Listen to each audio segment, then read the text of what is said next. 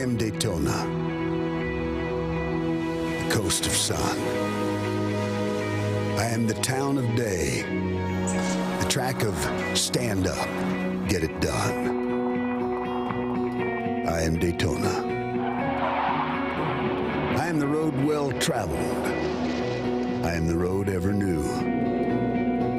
2.5 miles of hard-banked pavement smile, grinning like firecrackers ready to explode.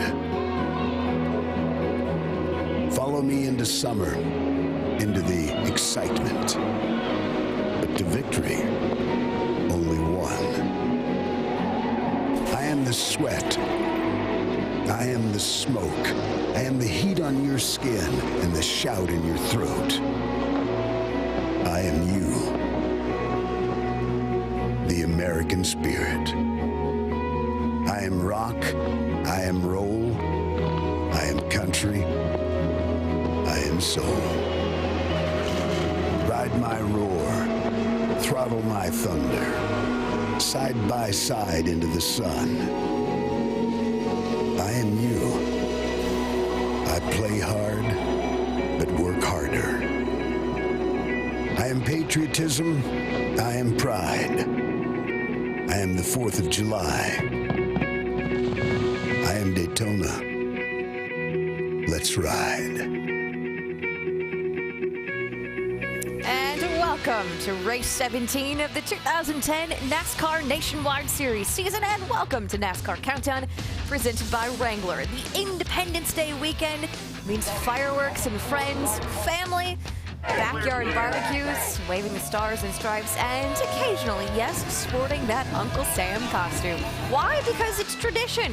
But ask any NASCAR fan the best place to spend the 4th of July, and this will be your answer. Daytona International Speedway, where tonight the NASCAR Nationwide Series introduces the next generation, the new car, and the return of some old favorites like the Dodge Challenger and the Ford Mustang. And is anything more iconic in NASCAR than the number 3, driven by an Earnhardt? And speaking of an Earnhardt, in qualifying earlier today, it was Dale Earnhardt Jr. who spoiled Roger Penske's shot at the first 3 spots. That 3 car will start 3rd, not Justin Allgaier to 4th. Starting in the number 2 spot is the 2nd youngest driver in the field tonight, the 3rd Penske driver in that 26 car, Parker Kligerman, which means pole position belongs to the points leader. Brad Keselowski wanted to get the first pole in the new car, and that is exactly what he did. It is his 4th pole of the season. Now, some drivers said they didn't focus on qualifying at all, like Kevin Harvick, who's starting 9th. He said his car was definitely set up more for handling and winning the race, not the pole. Kyle Busch also starts in the top 10. He is 5th. Ryan Newman, a former Daytona 500 winner, he rolls off 8th. But right now, let's hear from our pole sitter. He is on pit road with our Dave Burns. And Nicole, before he took that qualifying run, he predicted that he would be on the pole, and he did it. So are you willing to go like Joe Namath, Super Bowl 3 far, and guarantee the win tonight? No, there's a lot to win in these races. You got to execute on every level, and you just don't know how the race is going to play out. So I think we've got a great shot at it. Our discount tire Dodge Challenger is fast, obviously, so we got to do all the right things on the racetrack and on pit road and find our way in victory lane. The bumpers on these cars are not well reinforced. They're a little twitchy in traffic. So what constitutes working well together here tonight? I mean, that's something we're all going to have to learn as we go. I'm sure somebody will push a little too hard and there will be a wreck. So, we're all going to learn it and kind of have to figure it out. Hopefully you'll push somebody and they'll get a little loose and you'll see it before you actually cause a wreck. But it's going to be very tough to know, and that's just part of the learning process for the drivers in this series. Brad Keselowski and his teammate, that all Penske front row, getting ready to start here tonight. Let's go down to the pit studio with everyone, including Nicole Briscoe. Thank you very much. I have to say, on this night, during this particular weekend, it is truly an honor to be joining you from, as Dave said, the ESPN pit studio. What a great location for us. And I am joined in the pit studio by 2 guys who, dare I say, have collectively spent some 70 years of enjoying the racing here at Daytona. Dale Jarrett and, of course, Brad Doherty. Yeah, absolutely. I mean, I've been coming to this racetrack for over 30 years, and that goes back to my childhood. In the mid-'70s, my uncle, we would load up his big Mercury. He'd throw a big carton of Pall Mall cigarettes in the window, and we would load up and bear down on Daytona from Black Mountain, North Carolina. It was unbelievable. The only stop for more cigarettes and gas. And you'd walk into this place, Every year I'd walk in and there was this huge Coliseum. It was the biggest place this young guys had ever seen, and it was awe-inspiring. And I met my hero standing right out here on pit road, Richard Petty, who's actually 73 years young today. So yes, it's just an incredible place for me, and time does go by pretty quick. You may have been here a few times. Yeah, it caught me off guard. That's a lot shorter than what we did in rehearsal. But, yeah, I have been. Yeah, it was, I used to come here. Basically, this was our vacation in my family, in the Jarrett family, because my dad was coming here to race. But we came down a little bit early, went to the beach, spent a little bit of time there. So a lot of years here, a lot of great years, and this is a wonderful place to be on the 4th. The stars of the show tonight, though, not necessarily the drivers, but what they are driving. Tonight, the NASCAR Nationwide Series debuts that beautiful new car. Nationwide Series. The next generation. There are many enhancements on the Nationwide's next generation car. Among them are the new non-adjustable splitter, which helps control the balance of the car along with the amount of front travel suspension. The new chassis increases the wheelbase from the current 105 inches to 110 inches. This accommodates the larger center section of the chassis. The new spoiler is at a fixed 70-degree angle that controls the rear downforce. The spoiler extensions may be used to adjust aerodynamic balance. The next generation car has a wider cockpit that sees the driver moved closer to the center of the vehicle, allowing a larger safety distance from the outer skin of the car. The drivers also have more headroom, larger side windows for exit, and a taller front window for vision. Nationwide Series. The next generation. And as a car owner, Brad, this is going to cost some money in the short run, but in the long run, this is good. You're exactly right, and it doesn't matter. It's going to cost you throughout this sport, whenever you do something. So this is a great move. It's so exciting. I am so excited to be here in Daytona to see these new-looking race cars, these pony cars. Get to look at the Mustang and the Challenger, go head-to-head. It's great for our fans. The brand identity is so exciting. I'm fired up. Yeah, as you said, Brad, it was going to be costly anytime, but these cars are much safer. There's a lot of safety issues designed into this car, and that's a good thing, and you can't keep something on the shelf when you have that for these drivers. I remember from something very positive to something, well, the pothole back in Daytona in February that marred the 500. Not that again. Yeah, well, the track is doing all it can to keep that from happening again, which is part of the reason there was some more patchwork done last night. The new patch is about 3 yards in front of the patch that was made after the 500, though the track says this is all a precautionary move. A patch Do for the not patch. expect any problems tonight. You know what else, though, this new car means? Maybe trouble, especially as the drivers try to get a handle on what many are calling a tricky handling car. When NASCAR Countdown returns, we'll tell you why 3 wide tonight could be especially daunting. And then we hit the wind tunnel with Roger Penske as he pits the old car versus the new car. And Earnhardt is back in the 3 car. We will tell you why Dale Earnhardt Jr. says tonight will be the final time he ever drives a car bearing the number his father made so famous. It is all ahead on NASCAR Countdown. Don't go anywhere.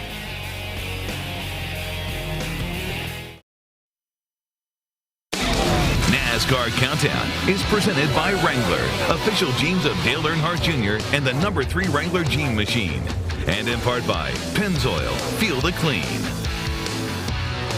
Brad Keselowski and Justin Allgaier have the honor tonight of debuting the new Dodge Challenger. Brad is going to roll off from the pole position, Justin in 4th. Now, both drivers say not only do the cars look really cool, and they do, but they are also pretty darn fast. For proof, Alan Bestwick visited the Dodge wind tunnel with the captain. Like a lot of people, I remember the late 70s. NASCAR's a really cool time when the cars were door slammers. They really, really looked like cars you could buy. We had the Chargers and we had the Mustangs and Camaros and Javelins, all running together. It was really exciting because everybody, they had a brand that they loved. And now I think when you start to see cars that they can really identify. You started with a goal of giving the manufacturers some brand identity, but yet NASCAR wants the cars to be aerodynamically competitive. How do you make those two fit together? Dodge came up and said, well, we have a unique look we'd like to offer up for the Nationwide Series. We took a look at it and said, well, that's what we're looking for, is to bring back some of that look as a street version versus just a pure race car. With the aesthetics of the car, each of the manufacturers are very different from one another. But with the being able to use, wind tunnels like we're sitting in now, the differences aerodynamically aren't there. Dave, when you look at the front of this race car, what makes the Challenger unique is the nose. How did you make that shape for styling be an efficient race car? Yeah, effectively what you see there is a recessed grille. However, there's a bubble, there's a pressure bubble in which the air effectively flows over it. So I think we hit a home run in terms of having the style, the brand identity, and yet the aero performance tonight, and we have the numbers to prove it. It's been tested, and in all cases the drivers came back with positive comments. It drafts well, the car handles well. We are extremely delighted with what we've been able to achieve. What impact do you think this will have on fans when they see these cars come out at Daytona? I'm excited about it. Already people are talking to us about they can't wait to see this vehicle, on the racetrack. If you could nudge NASCAR in a direction along that way for the Sprint Cup side, from a manufacturer's perspective, you'd like to see that? I don't think I need to nudge. I think the fans will nudge for us. They'll see what the beauty of them. They'll be able to pick their cars out. I think it'll happen all on its own. And pretty much everyone agrees on two things. The cars, yes, they look very cool. But despite nearly 7 hours of practice here this weekend, they're also a huge unknown. Yeah, they don't have any notes for what this car may do, and they've been on the racetrack in packs, but not with 43 cars out there. So they really don't have any idea what's going to take place. They know what they've been feeling. They've tried to adjust to that, but they still have a lot to learn throughout this night. I'll tell you what these guys have figured out somewhat. These race cars are very, very loose. They're really struggling with the handling of these race cars. I've talked to a couple of young guys, Trevor Bain and Steve Arpin in particular. They're saying, yeah, it's a lot of fun. These things really bounce around and dive around, and they're going to have their hands full, DJ, throughout the night. Yeah, Paul Bernard spun out here the other day in practice. Nobody really that close to him. But this is Daytona. Yeah. You are supposed to have big packs. You're supposed to have 43 cars out there together. What's going to happen when you get in the middle? Well, when you get in the middle, it better be in this situation right here where we see Dale Earnhardt Jr. in the 3 car coming forward. You want to be making a pass in 3 wide situations. The situation you don't want to get yourself in 3 wide is when cars are passing you on both sides. You're going to be headed backwards looking for a hole to get into. But did you see how loose he got when he came through the middle? That's what they get paid to do. Got to drive it. Got to go. Fair enough.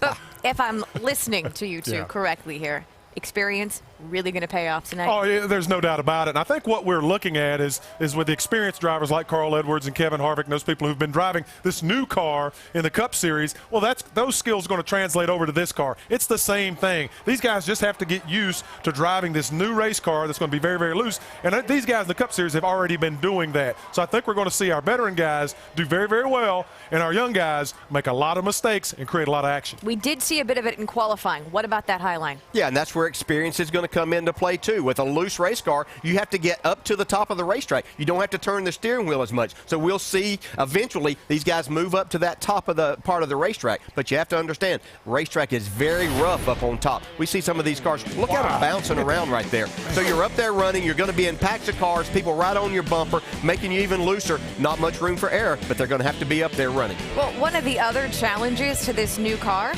it has to do with the crew chiefs, because that notebook they've been compiling, well, for years now, is down pretty much to a single sheet of paper. It's an element of the unknown, what to do or not to do to make these cars better. And to answer that, we go to our championship crew chief. Tim Brewer is in the Craftsman Tech Garage. Thanks, Nicole. NASCAR, the manufacturers and the teams work really hard with aerodynamics to get the cars all comparable. But what the problem is now, the crew chiefs, the elite engineers, they have to work with mechanical aspects, the sway bars, the front springs, rear springs, weight distribution. But where you're going to get ahead of the game, paying attention to the driver, getting the input, keeping up with the racetrack, because the guy that can keep up with the racetrack the best, he's going to be able to run the corners flat out. It's bumpy down on the bottom, but it's a handling racetrack, and the guy that keeps up with the changes, air pressure, wedge, track bar, he's going to have the best opportunity to win the race tonight, Nicole. Tim, thank you very much. Well, experience does count. Perhaps one to watch tonight. Someone who's had an awful lot of success at this track, including 2 wins in February of 2007, the nationwide race, and then the Daytona 500. Kevin Harvick is standing by with the one and only Dr. Jared Punch. Thank you very much, Nicole. And Kevin, you told us earlier today in qualifying, you gave up some speed in qualifying to have a better handling car tonight. How long will it take for that handling package to pay dividends in the race? Well, I think probably about 15 laps. You know, I don't think a lot of us have really been past about lap 20. And we can probably go about 45 laps or so on 40 or 45 laps on fuel. So halfway through the run should be the telltale sign. We may have gone overboard on trying to make it handle too good, but I just don't think that'll be the case with our Rheem pool heater Chevrolet. You know, the fans love these new cars a lot, but the drivers have said they're a handful to drive in traffic. How legitimate are those concerns? My car hasn't been that hard to drive. I think we've compromised our setup for speed and really gone towards handling. So I think, you know, maybe some experience on just knowing what you think you want in a car might make it drive a little bit better. And I think, you know, I think there's a lot of options that they could have done to make their cars drive better. So we'll see how that balance plays out tonight. We may have gone overboard and they may have the speed and we won't, but we'll see. Hey, good luck. And by the way, thanks for being our in-race reporter tonight. Oh, I'm glad to do it. Hopefully we can come up with some good questions tonight, Dale and Andy. All right, and if you want to pose a question possibly to Kevin Harvick, you can log on to ESPN.com. Key phrase, ask the driver, and maybe get Dale Jarrett to ask that guy right there, the two-time Nationwide Series champion and former Daytona winner here, a question on the pace lap prior to starting the race. Nicole? Thank you very much. You know, the ESPN family of networks really is the home for all motorsports coverage this coming week. NASCAR Now kicks it off tomorrow morning, 10 a.m. on ESPN2. Then Sunday, it's the IZOD IndyCar Series at Watkins Glen, 3:30 in the afternoon on ABC. And then next Friday, it is again the NASCAR Nationwide Series from Chicago, 7:30 p.m. Eastern Time on ESPN. Coming up next on NASCAR Countdown, brought to you by Wrangler, Dale Earnhardt Jr. sits down for a candid interview about why racing the 3 comes with a great deal of pressure, even for him, and why he says tonight will be the last time he ever does it. The countdown of the race is on. We'll see you back in just a few minutes. Countdown is presented by Wrangler, official jeans of Dale Earnhardt Jr. and the number 3 Wrangler Jean Machine. And in part by Nationwide Insurance. Enter this code at codespotter.com for a chance to win a Roush Ford Mustang. Go to Goodyear.com to show your thanks and help support our troops. Goodyear, the official tire of NASCAR.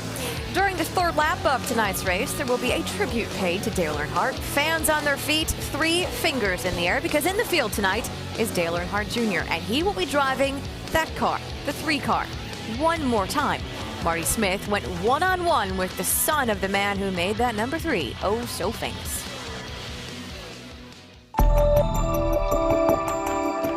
Anybody have anything left? The Colt with the man in black.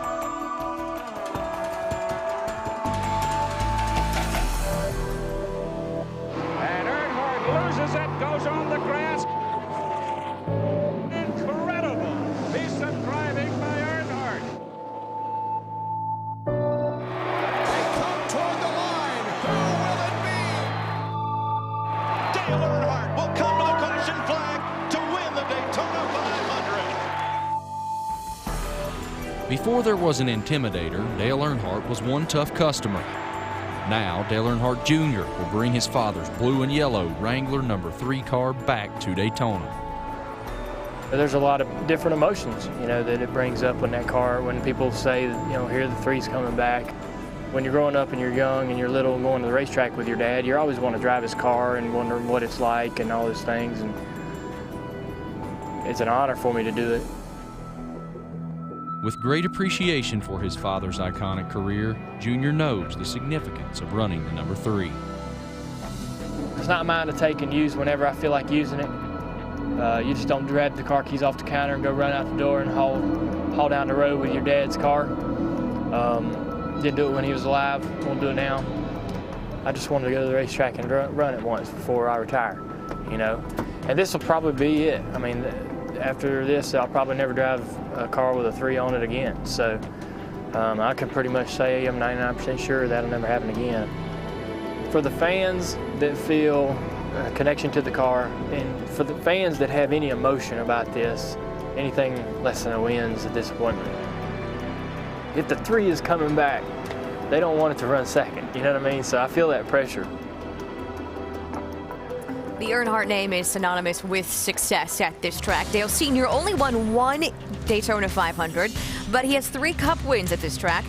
But he did also win 5 in a row here in the Nationwide Series between 1990 and 1994. As for Junior, he scored 7 total wins at this track between the 2 top series. Yes, numbers are important, and the 3 certainly carries its own legacy. But not only does Dale Earnhardt Jr. carry his father's name, he's now carrying his number, but he also carries the bulk of his fan base. Your father was very successful, Dale. What is it like to grow up the son of a successful dad? Yeah, there are certainly huge expectations, and people expect you. My dad won 50 races and 2 championships. That's what everybody expected when I got in a car. Dale Jr. has carried an even bigger burden with him. He's the son of the legendary Dale Earnhardt, and to try to live up to those expectations, pretty much impossible. You know, if we look at Dale Jr. and his record, if his name wasn't Dale Earnhardt Jr., he won 2 championships in the Nationwide Series. He's won 18 Cup races. He's finished in the top 5 of the points 3 times. Those are great numbers. He's won the Daytona 500. So if his name wasn't that, we would be talking about a really, really good race driver. But because the expectations are so high, people seem to think that what he's accomplished so far isn't nearly enough. Now, he's brought some more pressure on himself tonight by driving this number 3, but I think he's ready for the pressure to put this car in victory lane. Well, from that Dale to our Dale, we have to let you go because you have to get over there. He's got to get up into the booth with Alan Bestwick and Eddie Petrie, so we'll see you in a bit. Yeah, looking forward to it. This is going to be a great race. Got a good view up there, yes. too. Well, hey, the new car is full on going to be on display tonight. 43 of them soon going to take the green flag with a couple of Dodge Challengers leading the field. Mike Massaro, though, is standing by with the driver starting second. Yeah, and I would say he's a bit of a surprise, too, Nicole. Parker Kligerman qualifying on the outside of the front row tonight. You've got a teammate on the inside of you, a teammate behind you. What's going to be like when you storm down into turn number 1? Hey, you know, there's a reason they're teammates. They're going to help us out, and I think, you know, I'm going to do all I can to help them out, too. It's great for Dodge to have this new Challenger up front. Front row for Penske is the first time in Nationwide Series to have the front row locked out. Discount Tire locked out the front row also. You know, this is a great day for our team and Penske Racing and Dodge and Discount Tire. And, you know, I think the big thing is if we can do what we've been doing all weekend, which is work as a team, we'll be great, and we'll have a good race. And still a few unknowns, Nicole, for this young man. Only got 20 laps of practice this weekend. Thank you, Mike. Thank you, Parker. And you are watching NASCAR Countdown from Daytona International Speedway. We are back 22 minutes and counting to the green.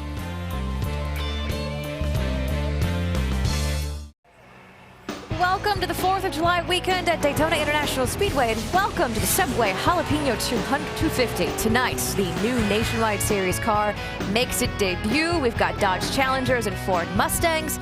Countdown to green is underway, and so are trackside activities. So let's get on downstairs. Ladies and gentlemen, please rise and remove your hats as the Daytona Beach Police Department Honor Guard present our nation's colors. Please remain standing as Sonny Gallman from Central Baptist Church in Daytona Beach offers tonight's invocation. Let us pray. Our God, we are grateful for this night that you've given to us to enjoy. We're grateful for the troops around the world who fight for freedom and protect us each and every day. We ask that you'd be with the drivers and with their crews and keep them safe. And in the words of the great Hal Marchman, we close by saying, Shalom and Amen. In honor of our troops, please place your right hand over your heart and welcome from Palm Coast, Florida, Tiffany Thomas as she performs our national anthem.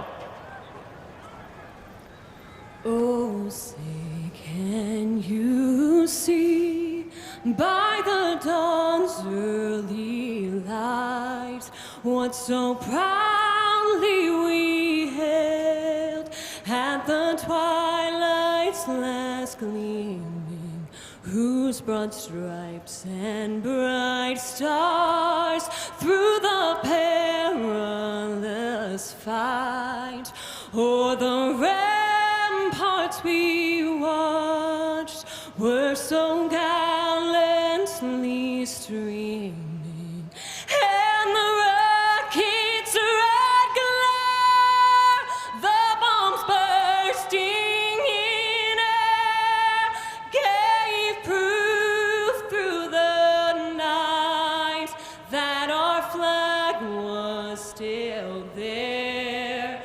Oh, say does that star-spangled banner yet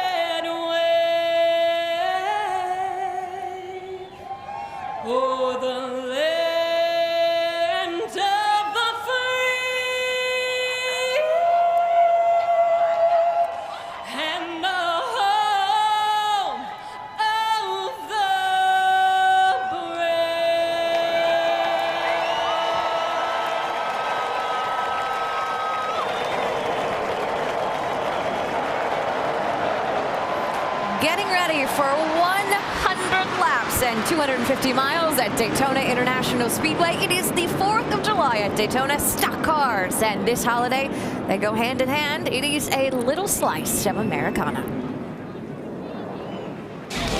Subway Jalapeno 250 at Daytona is brought to you by Subway Restaurants. Subway, race hard, eat fresh. And Nationwide Insurance. Enter this code at codespotter.com for a chance to win a Roush Ford Mustang. Aerial coverage brought to you by Goodyear. Go to Goodyear.com to show your thanks and help support our troops. Goodyear, the official tire of NASCAR. A lot of things to look forward to tonight. We've got Dale Earnhardt Jr. in the 3 car, and it is the debut of the new Nationwide Series car. Brad Doherty, what are you looking forward to most? I just think it's going to be a great evening because of so many of the unknowns. And throw in there a couple of veterans who haven't raced in this series, in particular one guy, in over 20 years, and that would be Greg Sachs. He had a win here almost 25 years ago. He's starting in the top 10. We have Ken Schrader, one of the great racers of all time in this field tonight. So some great veterans mixed in with some young guys with a lot of unknowns. I hope this is not the first time that we have to have 3 chances at a green flag start. It is also an interesting front row. We've got Brad Keselowski on the pole, starting next to his young teammate Parker Kligerman. You mentioned unknown earlier. One of the unknowns earlier today was the weather. Mother Nature appears to be playing along for now, but unknown, that's pretty much just the car at this point, right, Alan?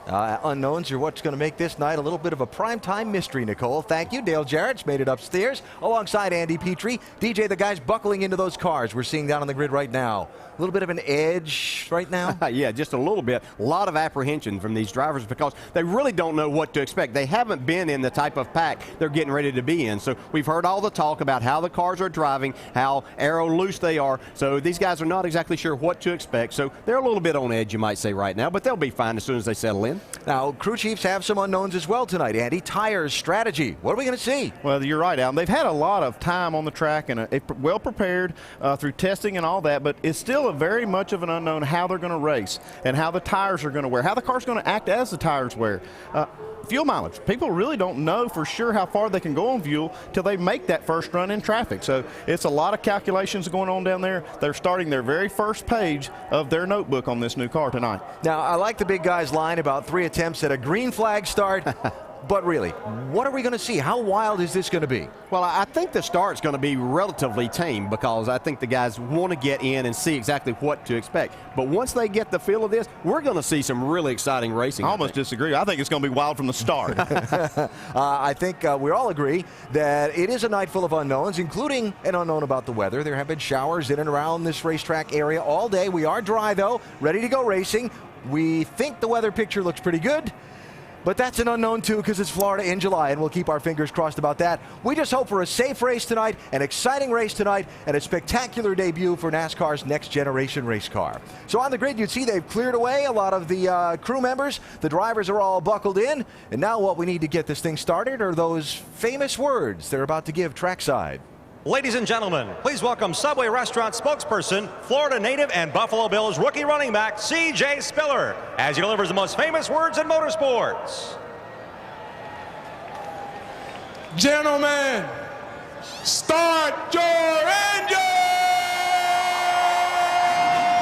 All right, man. Crank up here, guys. The newest Buffalo Bills to fire it up. Fire it up, buddy. 1, 2, 3. Go about 39 right now. Fired running cages look good.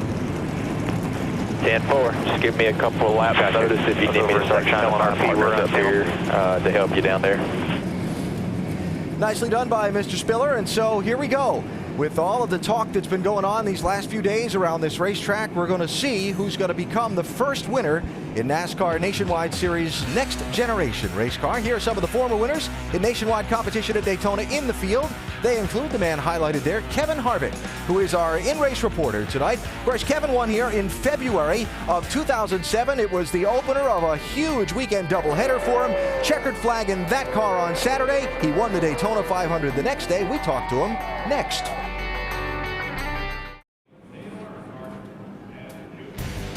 Always a thrill to be at Daytona International Speedway, and tonight, a pleasure to bring you the Subway Jalapeno 250 for the NASCAR Nationwide Series, the debut of the next generation race car. Cars are on the pit road now, haven't quite yet rolled off to begin their parade and pace laps.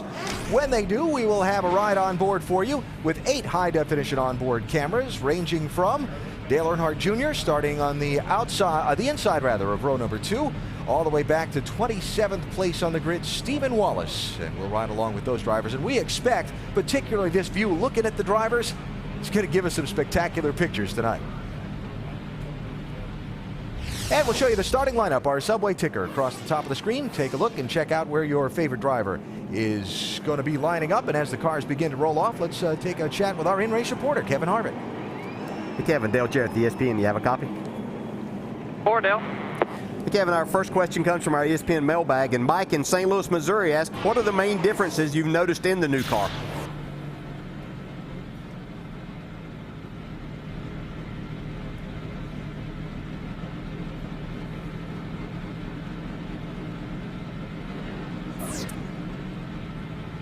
Obviously, from the hand gestures, Kevin is talking to us, and we're just not hearing him after the initial hi, Dale. So we'll have to get back to that. Hey, Kevin, have you done enough drafting and maybe bump drafting in practice to know that that's something that you will be able to do tonight with the bumpers lining up good enough? So, you know, these bumpers are the round in the front, so you got to be really careful about where you bump draft, how you bump draft, and obviously who you bump drafting with. So the handling pretty much takes care of the no bump drafting in the corners, just because you got to give each other room to keep your cars going straight. By what you've seen so far, is it pretty fair to say that because of the worn-out surface here, the heat, that we'll be looking at 4 tires pretty much every time you come to pit road? 4 tires. I think, you know, there's been a lot of guys still probably pretty aggressive on their setups, and we're pretty conservative. Went definitely down the big-time handling road. We might be too conservative on that, but there's only one way to find out, and that's to race. All right, Kevin, thanks for talking with us, and have a great night. We'll talk to you later on. Thank you.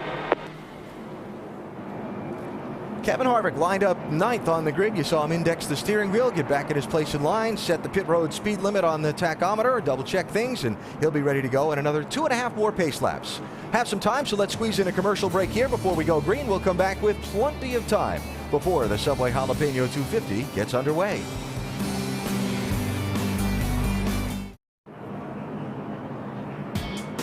Day or night, doesn't matter. Field of race cars on the Daytona International Speedway is an exciting sight. And we are getting ready for 250 miles in the NASCAR Nationwide Series premier race for its next generation race car. Completing the first of the 3 parade and pace laps before we go green tonight. And once that green flag waves, it'll take 100 laps on this 2.5 mile track to complete the scheduled distance. I guess about that third line down is a big question mark, Andy. Yeah, you see how big we have that window. We really don't know what to expect. We talked to a lot of people, and anywhere from 5 to 6 miles per gallon is what I'm hearing they're getting. So we'll see what the actual window is after we make our first green flag run. I like that stat down there, the tri-oval. That's going to be an exciting part of this race tonight. Driving these cars through there, even though it's putting part of the front straightaway, it's banked 18 degrees. Should be a handful for these guys. All right, that's one of those. Mark that down, and we'll note that one for later. Now, we talked to some of the favorites in Countdown. Let's talk about some more of them, starting with Dr. Jerry Punch. Thank you very much, Alan. You know, a reigning nationwide champion, Kyle Busch, has been nominated in the Best Driver category for the 18th Annual ESPY Awards coming up on July 14th. Now, he may get a chance to prove really how good a driver he is here tonight. According to Kyle, he says after 10 laps, these cars get looser and looser and looser, and in big packs, they can just snap sideways on you without any notice. He said the veteran drivers should be able to hang on, but those young guys in the big packs, oh my, look out. Folks, this one tonight has all the ingredients to resemble the movie Days of Thunder. It should be wild for the drivers, but fun for you and us to watch. Dave. And Doc, together with his teammate, Joey Logano, people have been asking this week, will the dominance of the Joe Gibbs racing cars the last couple of years in Nationwide continue, or will this car be the great new equalizer? Well, if you talk to the 20 team and crew chief Kevin Kidd, he says equalizer. He says it's just another opportunity for us to shine. Joey Logano starts 10th today. Shannon? Dave, funny you should mention the word opportunity. Another driver looking for an opportunity tonight is Carl Edwards. He's looking to close the 247-point gap between himself and points leader Brad Keselowski. So the last thing Carl Edwards needed this weekend was a vibration inside that race car. Unfortunately, that's exactly what he had. The team spent all of final practice yesterday trying to diagnose the issue. They told me it was the driveline angle. They feel like they've found the problem, they've fixed it, and they are confident in that car out there tonight. Mike? Reflecting on the first super speedway race working with Justin Allgaier, crew chief Chad Walter said he was surprised at how advanced his drafting skills were. In the year or so since, Walter says there's been steady progression. While Walter stopped short of saying that Allgaier is a super speedway ace, you can tell he believes in his abilities. He says he knows the strengths and weaknesses of his race car, and if he works with his teammates tonight, there's no reason to believe they can't stay at the front and contend for this win. Alan, you can tell why the expectations are high. After all, they did finish fourth here back in February. And certainly the Penske bunch worth keeping an eye on tonight. Now our over-the-wall reporter is a New England native born in Springfield, Mass. Rick Yeomans, rear tire changer for Mike Wallace. Hey, Rick, some difficulties you'll face operating on this new car for the first time? Well, I think it's going to be the longer studs. We've got have more threads showing. It's going to take more rotations, get the lug nut off, more to get them back on. I think the pit crews just have to get a better rhythm now with these new studs. It's going to take a while to get used to. Rick, thanks. We'll enjoy stepping over the wall with you tonight, and be safe. Have a great night. All right, so we've got Challengers, we've got Mustangs, we've got Impalas, we've got Camrys on the track for the very first time and making their debut on the sport's grandest stage here at Daytona International Speedway. All kinds of discussions and thoughts from the drivers about how it's going to be in the draft and how it's going to play out in traffic. Well, we're about to begin finding out the answers to all those questions and all that speculation. Pace car is off, 100 laps ahead. We'll keep an eye on the weather. We'll see how this thing plays out as the two Dodges from the Penske team bring the field to the green flag.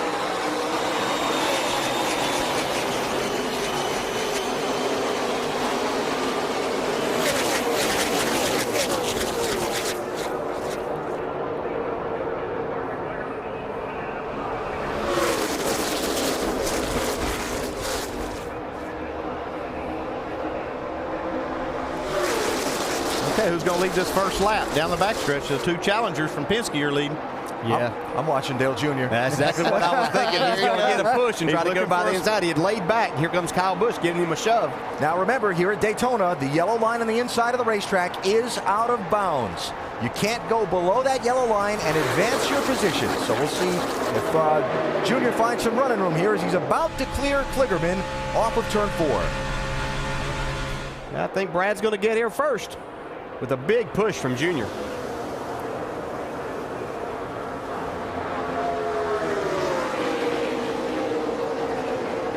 Keselowski leads, Junior is second, Kyle Busch in the 18, inside of Kligerman for third, pretty much double wide from there on back through about 18 cars. Now, Dale Earnhardt Jr. driving this 3-car in honor of his father. Remember, in the year that Dale Sr. passed away, the race fans did a tribute at every racetrack on the third lap of the race, where they basically stood and held up 3 fingers. That's about to happen here at Daytona tonight. And you can see as he was pushing Brad Keselowski there, you have to be careful in pushing these cars because he knocked him below the yellow line right there. Is he going to lead?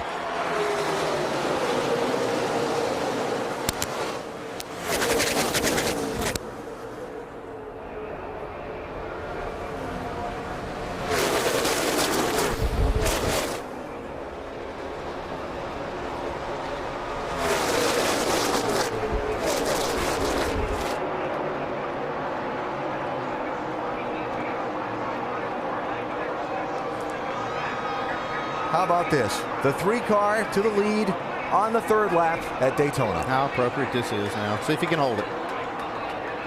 Yeah, that car's pretty loose right there. He's getting a big push, but he's so loose he can't get to the throttle. Whoa, Can he get back to the line first? That's Kyle Busch behind him.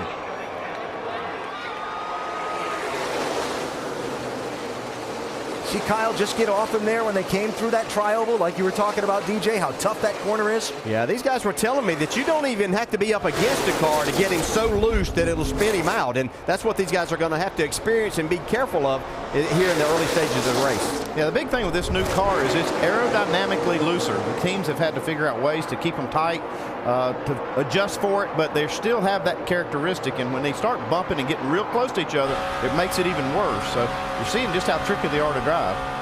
This is on good tires, too. Yeah. Yeah, we heard him report that Kyle Busch said that after about 10 laps, these cars just continue to get looser and looser. There's the bump into the tri-oval. Ooh, that's a dangerous place to be doing that.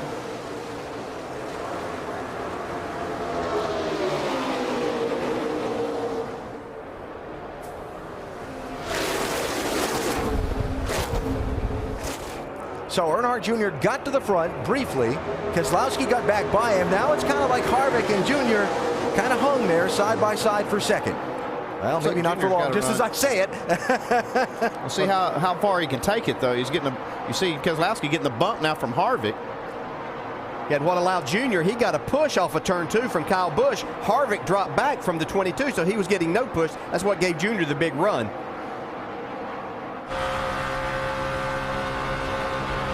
Remember that one of the things we talked about during our coverage of qualifying, we were talking about the two different types of setups under the cars. The coil-bound setups that are faster, but maybe a little more unstable, and the conventional setups. And Harvick giving up some speed in qualifying for the stability in the race. Let's see, he's up to racing for second. Yeah, but it really hasn't taken effect until the tires get worn and get hot. That's when you're going to see that kind of setup probably come to the front even more. The coil-bound setup is something that NASCAR has opened up the rules on front springs at this track for the first time, and now these teams are able to play with it. And you see Junior still fighting on the outside. I mean, looks like he's probably kind of committed to that outside lane for a while. Yeah, and you talk about that coil binding setup. It uses and literally can abuse the tires if you're not careful. So the conventional springs are a lot easier on the tires, and that's, as you were saying, Andy, we'll see that come into effect after they get 15 or 20 laps on it. Now that lead pack under power heading down towards turn 1. You saw Kevin LePage's car off the pace on the apron. Got one spun at 4. Do have one spun, and wow, big crash. Jennifer Joe Cobb in the 27 and Johnny Chapman in the 43. Fire. Can I get out yet? Yep. Caution flag for the first time.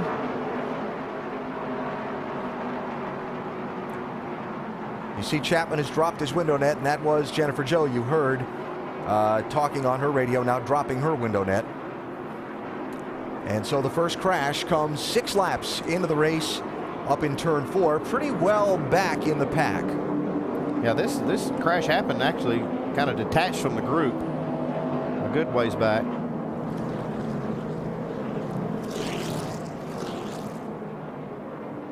I think the look we're going to see of this is picked up in progress already. Just looking at this, it might be a situation that the 27 spun and then was hit in the rear.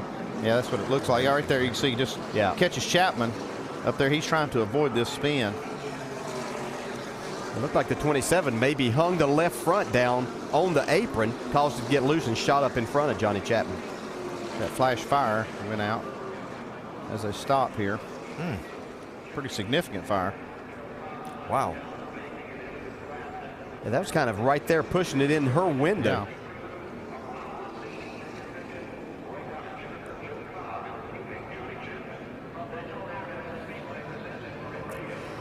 Jennifer Joe Cobb making her Nationwide Series debut here at Daytona. It will be a memorable one, but not for the kind of memory she was hoping to make. Chapman out of his car, and you see the safety workers there talking to Cobb at her car in turn 4. Caution for the first time, 6 laps in here at Daytona.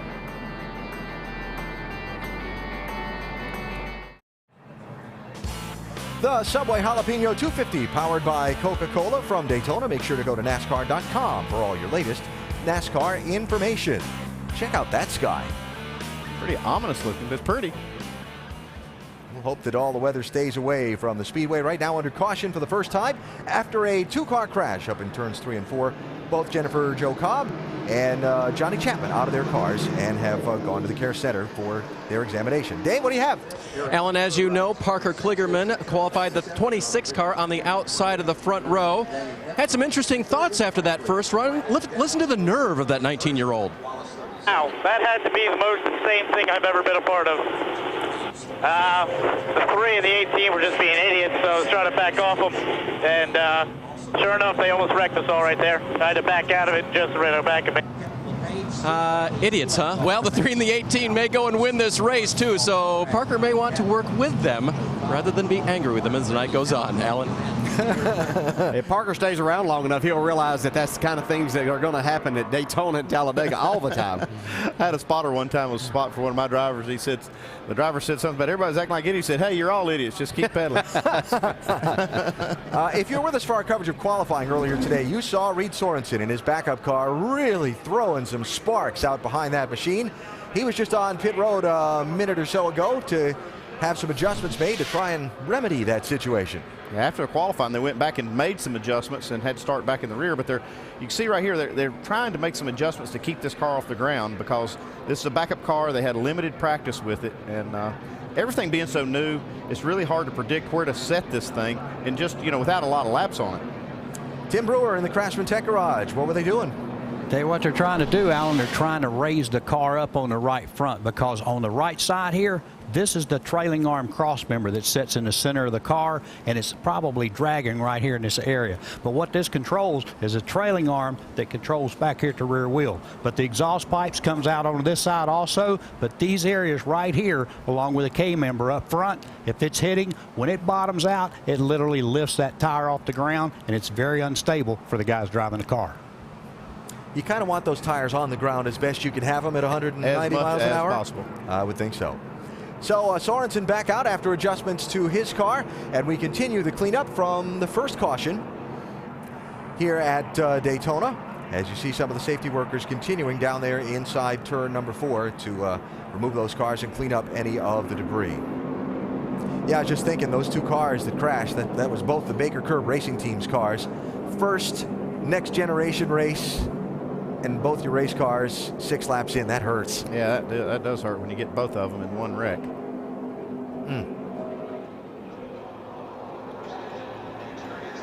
You know, I know, DJ, you talked about this a little bit at the top of NASCAR Countdown a minute ago, but just the thrill of coming here to Daytona. Every time you walk in the gates, it's an amazing place to me. Yeah, it makes no difference what type of race it is, whether, when I was here, whether it was the 500, the 400, nationwide race, IROC race, yeah, anytime that you could race, just a very, very special place.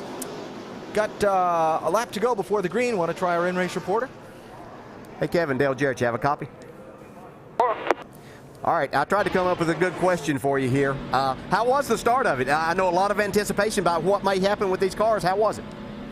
Start was great. Everybody's dancing around a little bit less than I thought they would, actually, but looks like, it's going to be a fun night. It looks like the track's got a little more grip, but the cars are still going to move around, so great start for everybody. Okay, man, go back at it. Good luck. Thank you. Yeah, one thing that's really played into their hands and in their favor is that we've had a cool day, and the track hasn't got a lot of temperature in it to start with, so it does have a little more grip. Any grip that you find out here, I promise you, makes a huge difference, because this racetrack is just so worn. So anything that can help makes you feel almost like you're Superman, that the cars are really good then. Verizon Wireless customers, text CHAMPION to 43776 for exclusive Champion Chats content from our NASCAR Now Roundtable experts. I think this week's is on Jimmy Johnson, Denny Hamlin, little momentum we've seen from Team 48, and which one our panel thinks is going to have the most wins and the most bonus points come chase time. That's a good question. They had pretty good answers. Yeah. Jennifer Jo Cobb treated and released from the Infield Care Center. Good news there. All right, so we had the first pole with the next generation race car. Went to Brad Keselowski. He led the first lap. First lead change. Actually, Dale Jr. Has yet to happen at the start finish. That's right. And now we're going to have the first restart. Enough of the first until we see who the first winner is. Right. Okay. I was getting that look from Andy like, okay. Yeah. I like for Brad to keep leading for a while, though, because he's got Dale Jr. on his bumper right here. And I know Harvick's car's good, but I think, as we've heard him say it, that's going to pay off for him later on. Dodge, Chevy, Ford, Toyota in the first 5 spots. And here we go. Oh, it looks like Junior got into the back of Keselowski a little bit there on the go.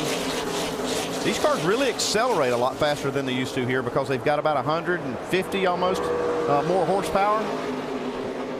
That's going to hurt Brad right here because Carl Edwards is on Kevin Harvick's bumper and pushes him out front right now. Here comes Junior. Brad's got help coming.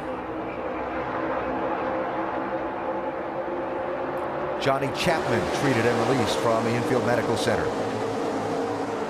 Bump. There they go. Looks like we may have our second leader.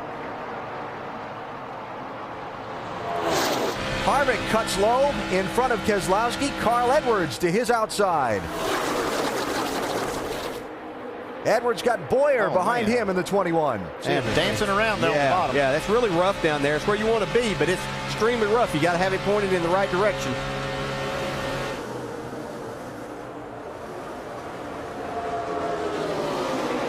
Really interested to watch how some of these drivers, like you saw Keselowski there, he bumped Harvick on the short shoot, but he backed off him going into the tri-oval. And you had another first. You had the first Chevrolet to lead a lap. Very nice. Dr. Jerry Punch is with Jennifer Jo Cobb. Yeah, you mentioned she's okay out of the hospital after being checked out. Jennifer, what happened? You know, that's the first time in our ill-fated trip down here, this new Ford Mustang, that we've had anybody behind us. And there's so many of us back there just trying to be safe. And I, was making just real clean, safe passes. And that's the first time another car had been on our bumper all weekend. And the rear end just did not hold. I mean, he did nothing wrong. I hate it for Johnny Chapman, and I hate it for our team because they work so hard. This is definitely going to take a financial hit for us. We may not be back. We may have to retract that 3-race deal with Baker Curb because this actually is going to hurt us in that department. But we'll see y'all next week in Chicagoland with the number 13 driven male and the Iowa, our Camping World Truck Series. That's going well, so we're going to focus there for a while. Tough night for Jennifer Jo Cobb, baby. All right, Doc, thanks. So, great fight for the lead. Harvick inside, 33. Edwards outside, 60. How about a little side draft in there? Yeah, I think that was unintentional, though, because I think he got loose and he just followed his car down there. I see a lot of guys just aiming these cars. I mean, it's just they're dancing all over the place. I don't know how they can afford to be doing this bump drafting, but they're getting away with it. Wow. Yeah, that's Clint Boyer we're watching right there. He started back a little ways. He's made his way up towards the front. Earnhardt Jr. got put in the middle there like you were talking about. The wrong way. He's going backwards. Gives up a couple of spots there. Yeah, there's just nothing you can do except try to find you a hole whenever you get put in that situation. Car gets so loose with cars on both sides of you. And you see Harvick now getting passed by quite a few cars. Must have had to get out of the throttle. Well, we're getting up to lap 14 now. The handling's going to start going away here. What handling there was on those things to start with. The tires were kind of holding them for a while. 3 single file at the front. You're looking back at the double file race for 4th. Talked about Harvick losing some spots. Shannon? Well, Kevin Harvick has been very good all weekend, guys. You heard him in qualifying today. You heard him in countdown. He said that they've given up speed in order for drivability. One way that they've done that is with the conventional spring setup. They are not coil-bound here tonight. They said during the test in May, they went out with a coil-bound setup. The car was very edgy, so they tried something new, and they think it's really going to pay off for this team here tonight. They said that they won't be fast as the rest of the guys, but they will definitely have the handling, and that they feel will win them the race. Guys? Shannon, thanks. Look at Carl Edwards working that wheel. Well, so they're talking about good handling cars. That's a relative thing right now. None of these cars are really handling that great. There's Boyer. Yep, there's another leader. And that is a car also that went back and forth between coil binding and the bigger springs. And Clint Boyer told me, he said, I could drive it the other way, but I would be a passenger more than a driver. He said, I'm in control better with these springs like this. Now he's in the lead. They see another guy that can drive a car out of control. Kyle Busch up on the top now with some momentum. And let me just clarify. Yes, the onboard was Kevin Harvick, but Carl Edwards had his hands full down at the bottom of the racetrack. For the lead, Justin Allgaier in the 12. And he's got no help. You see that 21 get sideways, get in the corner there? They're driving these things. They're earning every dollar they're getting paid for this. Now, Clint Boyer's a dirt racer. He's a little used to backing a car into the corner that way. Yeah, but not at these kind of That's right, yes. Yeah. Ooh, 3 wide. Logano up top. Now that put Kyle Busch in the middle in a way that he didn't want. We saw him go 3 wide and make a pass a while ago. When you're getting past, that's a terrible place to be. See how he handles it here. He's back 3 wide again, his teammate on the outside. While we watch this, Dr. Punch is caught up with Johnny Chapman. Yeah, back at the hospital. And Johnny, from your vantage point, what happened out there? Well, I was trying to stay back there out of the way and let everybody go. And Jennifer come up on me there pretty hard, so I let her go on and let her get. Didn't want to be drafting with anybody right now. My car was really good, and let her go on there in front. And I don't know, she got loose and spun getting in the corner. And you know, at that point there's nowhere to go, and she just come back up the track, and I got collected. But man, I hate it for these guys that's worked so hard to get these cars going, and just terrible. I hate it for them, and they worked awful hard to get this to happen. And man, I just I thought I had plenty of room there, but run come up short. Happens in a hurry here at Daytona, baby. All right, thanks. Joining Chapman and Cobb in the garage, we saw Kevin LePage off the pace earlier. His car was pushed to the garage, and Morgan Shepherd just coasted down the pit lane and made the left turn into the garage. Paul Menard, 98, trying to move forward. He's got Kyle Busch and Brad Keselowski with him. Joey Logano giving up some ground on the outside in the 20. And how about this 15? I talked about earlier, some drivers just having a knack for drafting. That's Michael Annett in the 15, and he just seems to have a feel for this big track stuff. It must be an instinctive thing. I know there's so many drivers that are good at it. You see Jamie McMurray, Dale, you are the same way here. I've never really been able to figure out.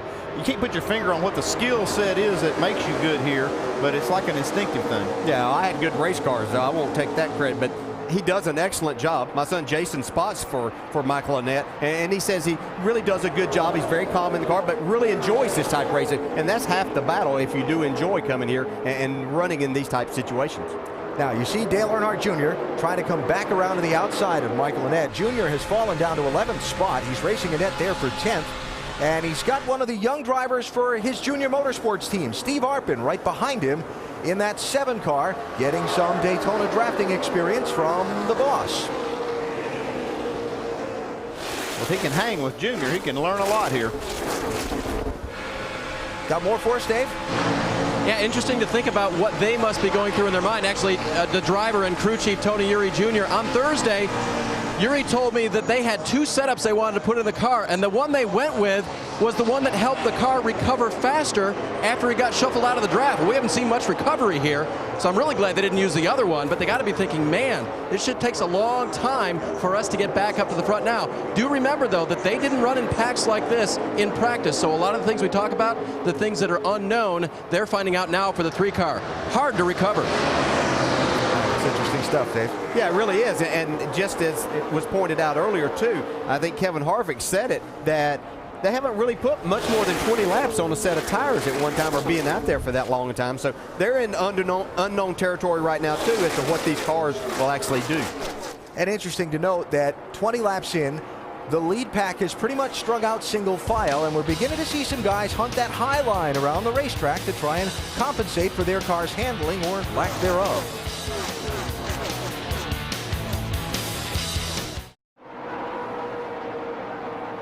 Aerial coverage provided by Goodyear. Go to Goodyear.com to show your thanks and help support our troops. Goodyear, the official tire of NASCAR. Great look at the fight for the lead here at Daytona in the Subway Jalapeno 250. Clint Boyer's got it. Kevin Harvick trying to hold off Kyle Busch for second. And an interesting drafting partner choice a second ago for Brad Keselowski. Had a chance to jump down in front of Kyle Busch when Kyle was making that inside run. Chose to go with Kevin Harvick instead. Yeah, you could see Kevin Harvick's car sideways off of turn 2. We got a huge run right up to Clint Boyer's back bumper. Oh, look at drive this car. Wow. Tell you what, they're wheeling these cars. Clint Boyer's radio a minute ago. You guys are really, you pull them through 1 and 2. Don't let him get too close to me up off. If he does, I got to give it to him. He's going to send me out. That's just the air looseness of these cars, and if you get close enough, you don't have to touch anybody. Just getting even more air off of that rear spoiler. makes you sideways and makes it difficult to drive. And that's the guy leading the race. So much for the single file 12-car lead draft. They've doubled up again. Shannon? Well, Clint Boyer free in the middle, free going in and tight in the middle. But guys, you saw he's having a hard time staying on that bottom line. That is what he's most struggling with right now. Before he climbed in the car, before the race, I asked him what it was like driving these cars, and he laughed and said, man, they are a handful. Mike? Shannon, talking with Brad Keselowski's crew chief, Paul Wolf, at the beginning of the weekend, he told me before they came down here in May for the open test, there was a definite sense of anxiety. They did not know what to expect, but when they left, they were at ease, a sense of relief. They knew they had a good car. That prevailed throughout the course of this week. In fact, Brad said after practice, I know we've got a car as good, if not better, than everyone else out there. He's proving that once again. He's out in front. He says the only time we have trouble is when we're getting pushed. Then we get a little bit loose. See another car in that group, that one car of Ryan Newman. I saw him working the bottom. His car looked pretty solid. And that's all relative. All of them look like they're sliding around quite a bit, but you can see working the bottom of the racetrack pretty well. There's Newman. That may pay off here in a little while. Showing in 10th position right now and looking for more on the bottom. You can see Dale Jr. right in front of him has made his way back up into this lead pack after falling back a little while ago. And what was the term Dave used before? Recovery? Yeah. Yeah, look how much Newman's getting out of the throttle completely. You still see, I'm looking at the lap times, and they're still running relatively fast lap times. Man, look at him pedal these cars, though. See, yeah. Junior had to get out of the throttle right there. Oh, boy. That was Eric McClure. The lead pack was putting a lap down. Moment for Junior, kind of broke that lead pack up just for a bit. Yeah, and I think Junior's car is extremely loose, and when somebody gets up on his bumper, he just has to get out of the gas, and he couldn't stand that right there. He was going forward by getting a push down the straightaway, but once he got to that closeness in the corner, he just couldn't do it anymore. "30 laps into this run. Let's talk about some pit strategy. On the only caution we've had so far, we saw some of the cars in the back part of the field dive onto pit road and make stops, but none of those cars are in this lead pack. Yeah, they'd only run about 8 laps when they made those pit stops, those cars on the back part of the field. We'll see. They'll be able to stay out a little bit longer. I'm not sure if it goes green that they'll want to, though, because as soon as these cars start pitting and get tires, I don't think you want to sit out there on the track and lose time to them. When do you think we see the first move? About 35 or so? Well, we don't know. That's the problem. We're going to find out. At the start of the race, there were 2 very similarly painted Penske discount tire machines on the front row. Brad Keselowski's is still leading, but Parker Kligerman has fallen back to 20th place from the beginning of that group to the back of that next group. Dave, what's going on? Just confirmed with crew chief Chris Carrier. Parker Kligerman definitely dropping back and just hanging out for right now. I kind of worry about that strategy right now because you see how these packs are getting broken apart, and that can actually even get worse as it goes. I'd be kind of, if I was going to drop back, I think I'd just try to do it on the lead, in that lead group. I'd have to say, too, maybe that they're not telling us everything there. They didn't practice a lot with this car because, as you explained in qualifying, and this car is Brad Keselowski's backup, so they couldn't have it on the track a lot. So I don't know that he is really happy with his race car at this point in time. Maybe he's hanging out until he can work on it and get it to driving somewhat better. Just ahead of them, that 88 car out of the Junior Motorsports stables, Greg Sachs, 25 years after his win in the Firecracker 400 here at Daytona. Back again, 1 race shot for Sachs. That company that sponsors that car, he owns. He's one of the principal investors in, and they are going to sponsor the 88 car with Ron Fellows at Watkins Glen and Elliott Sadler for a number of races. And Sachs right now running in 18th position. Again, 25 years after his great upset win here at Daytona. 57 years old. Yeah, for not being in a race car, he's doing a nice job. Here's the answer. Pit stops. Caution is out. If they don't get hit. Oh, my goodness. What a job Keselowski did there to get back on the track. You weren't going to make the commitment line. The yellow light was closed, and we were already committed. I'm not sure, though. He wouldn't have been better off to go ahead and make that. Flat tires, be careful. Well, go slow, flat tires. I think that's what Joey Meyer, the spotter, was telling Brad, that the move to get back on the racetrack was the right one because they weren't going to make the commitment line before pit road would have been closed. So that's why he made that move. Yeah. So Michael and Ed with some trouble in the, I'm assuming, slow down to get to pit road. Yeah, I'm not sure. You know, a lot of times you get in that situation and the driver behind you is not fully aware that you're coming to pit road, so he could have gotten tapped, or just a situation of getting hard on the brakes, you can get the car very loose. Let's see. I like it when we find out for sure. Yes. He's up on the high side. He just got loose. Yeah, that didn't have anything to do with. I'm pretty sure he wasn't trying to make pit road. But he did a nice job of saving this, not hitting anything. And Allgaier just misses him. Wow. Yeah, he didn't realize when he was trying to get back on the racetrack that he put himself in the danger lane there.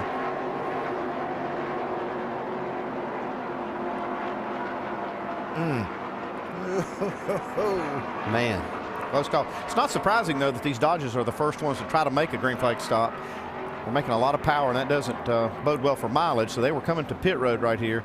And you can see, I mean, they're out of control trying to get their car stopped and still made this move. Back onto the racetrack. You see the commitment cone there, center of the picture. So the beginning of the pit road speed limit, rather. We cannot afford a penalty here. Cannot afford a penalty. 4,700 at the line. 47. Spin behind you. Caution's out. Caution's out. Spin out. Come on. Watch him outside. Outside. Outside. Outside. There you go. Come on. What a good job of spotting right there. It was. I'm sure Justin was probably thinking, I'm pushing this throttle as hard as it'll go, but this is as much as I can get. Here's Brad Keselowski's radio. Watch the yellow line here. Oh, crap. Got to spin behind you. Caution, caution, caution. Get up. Get up, get up, get up, get up, get up. He's behind you. Come on, come on, come on, come on. Watch out, watch out, watch out. Get going. Ooh. Got busy, didn't it? Oh, my goodness. Good job, though. Joey Meyer, the spotter for Brad Keselowski, longtime spotter for Martin Truex Jr. And wow, very animated. Yeah, nice job. And that's one of the things that's really hard, because you say, okay, they weren't to the commitment cone, but they had committed to pit road, but it was going to be a penalty if they would have gone on to pit road. And so they did the right thing by being able to get back out there. But that's something that I think has been a struggle as far as the rules go, but that's what the rule is. Well, I'll tell you what, all these leaders, all these guys glad to see this caution come out, though, so they can get 4 new tires on these cars and make some chassis adjustment. So in all that mayhem, Kyle Busch became the leader.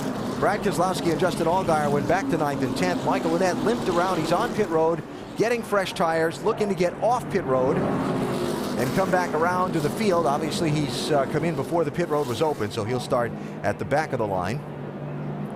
And 34 laps into this race, these pit crews are going to get a look at a set of tires off these race cars with pretty much a full fuel run on them. That should help to see what the car is doing and how it's acting. You can look at those tires and read it. Doc, they're coming to you. 55 miles an hour. They reminded Kyle Busch his pit road is also worn out. It is the racetrack. It's going to be slippery. He stops okay. They're going to put 4 tires on. Going to top it off with Sunoco fuel and make an air pressure change. Dave. Dale Earnhardt Jr. has his Sprint Cup pit crew. He says, I don't need anything on loose and tight, but I do need Sunoco fuel, and I will take 4 Goodyear tires. Shannon? Kevin Harvick, bottom left, said it would take 15 laps to figure out how the car is. So far, it's good. No changes, 4 tires. Mike? Ryan Newman complaining his car's just a little bit tight. They're going to take 4 tires as well. They're going to go down a round and a half on the track bar. Going to try to free that car up a little bit. They're away. A very clean stop for the 1. Our Nationwide Insurance race off pit road. Wow. 7 spots, 4 tires for Keselowski. Now, remember what Rick Yeomans, our over-the-wall reporter, told us? These pit stops might take a little longer because of the longer studs on the car. Let's watch. All right, the G&K Services Chevy at Mike Wallace is terrible right now. Very loose with somebody pushing.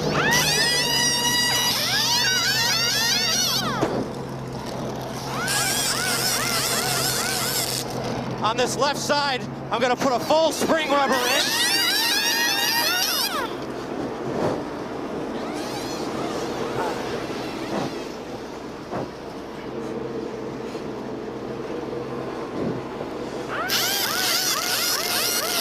There we go. Full rubber in the left rear and 4 rounds down on the left rear. Pretty big adjustment. Way to go, Rick. Caution out for the second time tonight at Daytona.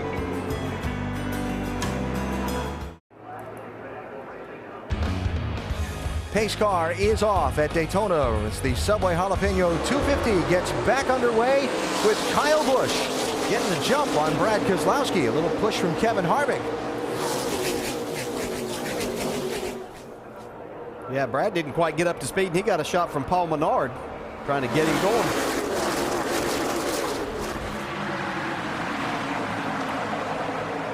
37 cars on the lead lap. Danny Eflin was the lucky dog, the free pass recipient on that caution. He's back around in the mix.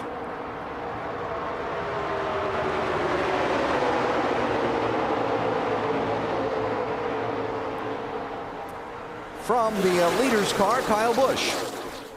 If I had a different restrictor plate, I'd be kicking these guys. Oh, believe me, they know it.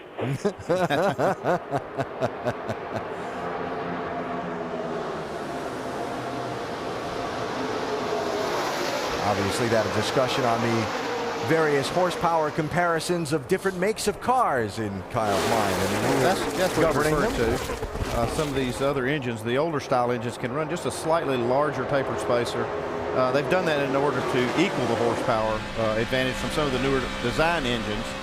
Kyle making the statement there that maybe it went too far. It's hard to say that whenever your cars are running first and third with Toyota. Now that Joe, it's hard to get anybody to listen to you. Anyway. Yeah, you can say it all you want, right?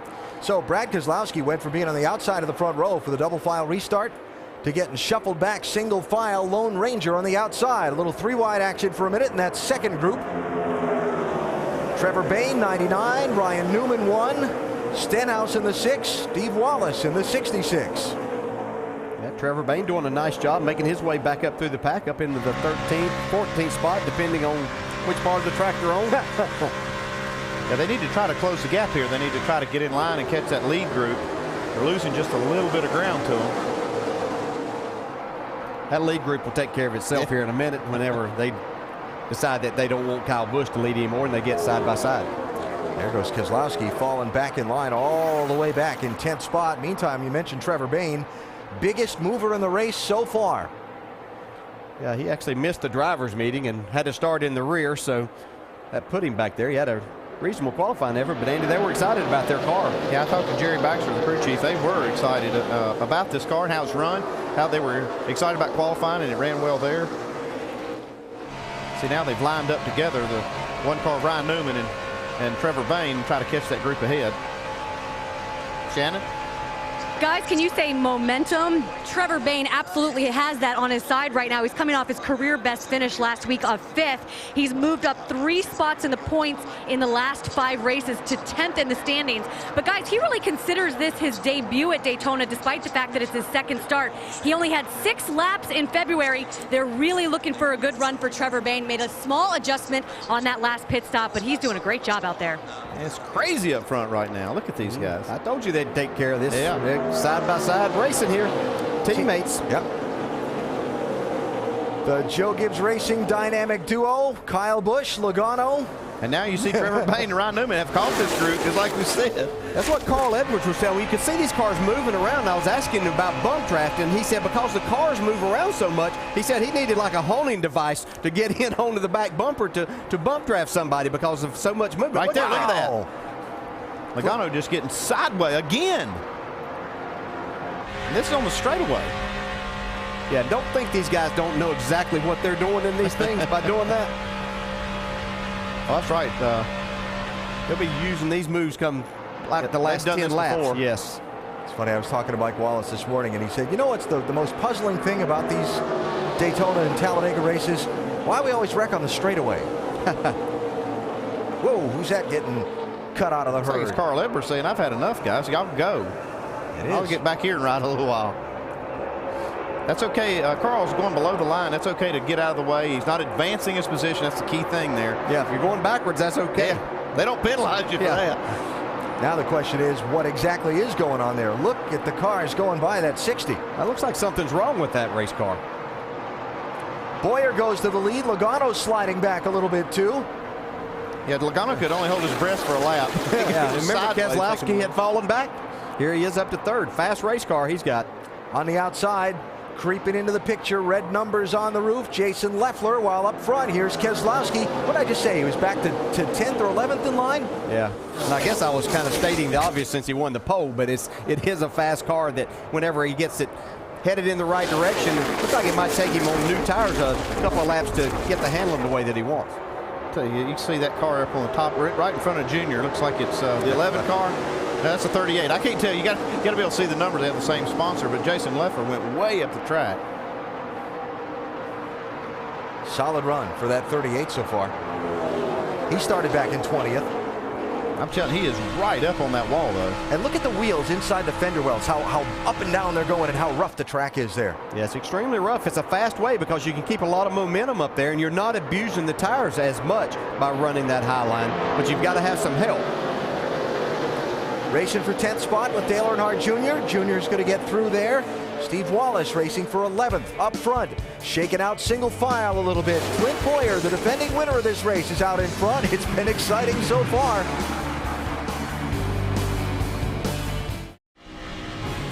Reminder that the 2010 FIFA World Cup continues on ABC tomorrow with a pair of quarterfinal games. 9:30 a.m. Eastern, Argentina takes on Germany. And then at 2 Eastern, it's Paraguay facing Spain. The 2010 FIFA World Cup on ABC tomorrow. World Cup available on TV and on your phone. Go to ESPNSoccerNet.com for more information. It is Hold Your Breath Racing at Daytona International Speedway as we come up on halfway in the Subway Jalapeno 250.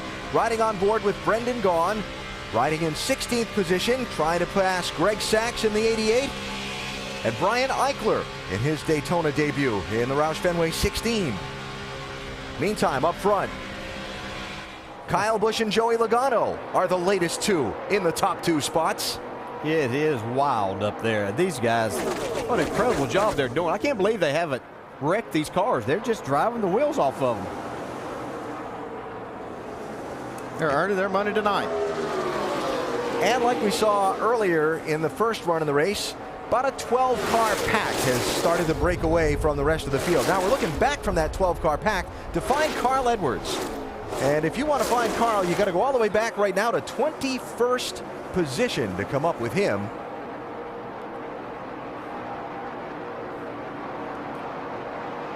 Wouldn't somebody think this might break up the Gibbs domination or something like that? I hear they are one too. Wasn't that Kevin Harvick said? The most exciting thing about the debut of this new car was that Kyle Busch and Joey Logano wouldn't get to run the old cars anymore that they've been doing so much winning in. So I think we can safely say that those guys are pretty good drivers. Yeah. Look at Michael Annett. Just after this group goes by, there's Michael Annett in the 15. He's making his way back up into the, he's right now in the 15th place. All right, so all the way back to Carl Edwards. And the moment we saw kind of 9 laps ago now, where Carl was running in 7th spot and kind of bailed out going down from the start-finish line toward turn 1. He's running behind Parker Kligerman now. And again, Edwards in 21st position.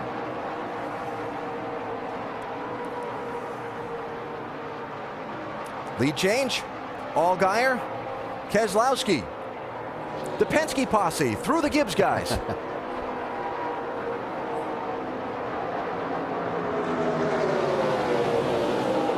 Justin Allgaier doing a nice job getting himself back up there at the front of this pack. This young man doesn't have a ton of experience here at Daytona, but seems to have learned more and more about the draft every time he's been here. Mike? When you talk about the limited experience he has here at Daytona, well, DJ, this team tried to do something about that. They basically sequestered him and his spotter this week, Chris Osborne, to make sure they were on the exact same page. Justin was having a little bit of difficulty seeing out the front and rear window of this car. His perspective is different, so he wanted to make sure that the communication process between him and Osborne was accurate. Well, if you listen to the communication tonight, it's clearly like a play-by-play. Osborne telling him where to be and when to go, telling him which lane's moving, which lane is not, and it's obviously helping Allgaier. Allgaier's out front right now, and that Penske tandem looks awfully strong. You know, it's definitely a team effort between the spotter and the driver at these type of races, and some drivers like more or less of that kind of communication, but it really is vital to know which lines are moving and where you really need to be at a certain time. I am so impressed with that light blue and white 99 car, Trevor Bayne. He says this is basically like his Daytona debut all over again. Came here in February, only got a handful of laps into the race and got caught up in a wreck. Yeah, he got crashed early and he was running well then. I think he was very disappointed because he had a great car for the race in February and he's got a great one tonight if he can keep it clean. How cool do you think it is to him to look in the rearview mirror and see that 3 car behind him? Let's check in on Dale Earnhardt Jr. Dave? And checking in with Tony Eury Jr., his crew chief.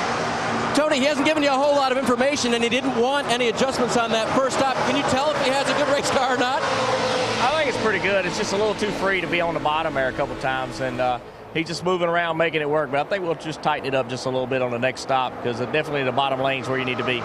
Can you tell, is he playing it safe at all? It doesn't look real safe out there right now. Well, I think some of the setups of the cars were just bouncing too much, and it's just a product of just learning these cars, see what happens. But I think he's going to be in good shape. We'll see what happens. Calm and cool down here in the 3-pit, guys. I watched the last lap. The Junior ran through 1 and 2 on the bottom, and he actually beat Clint Boyer through there pretty good. Looked like maybe he's found a little better line through there.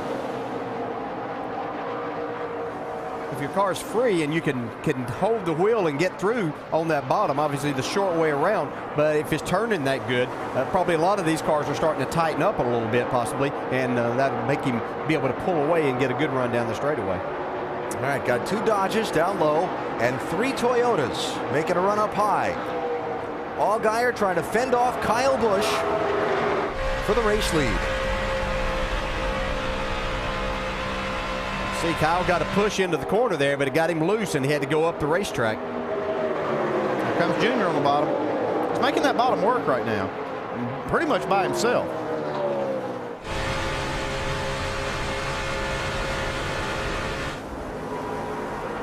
Hey, Trevor, that 3 car's not behind you anymore. And I think that with a free race car like that, you can run kind of by yourself. It's whenever you get someone tucked up on your rear bumper that makes it difficult to drive, and that's when we've seen him have to come out of the gas. You see that time through there, he was able to pull past that 99 car now and get clear. We are just past halfway in the Subway Jalapeno 250 at Daytona. Justin Allgaier is the race leader right now.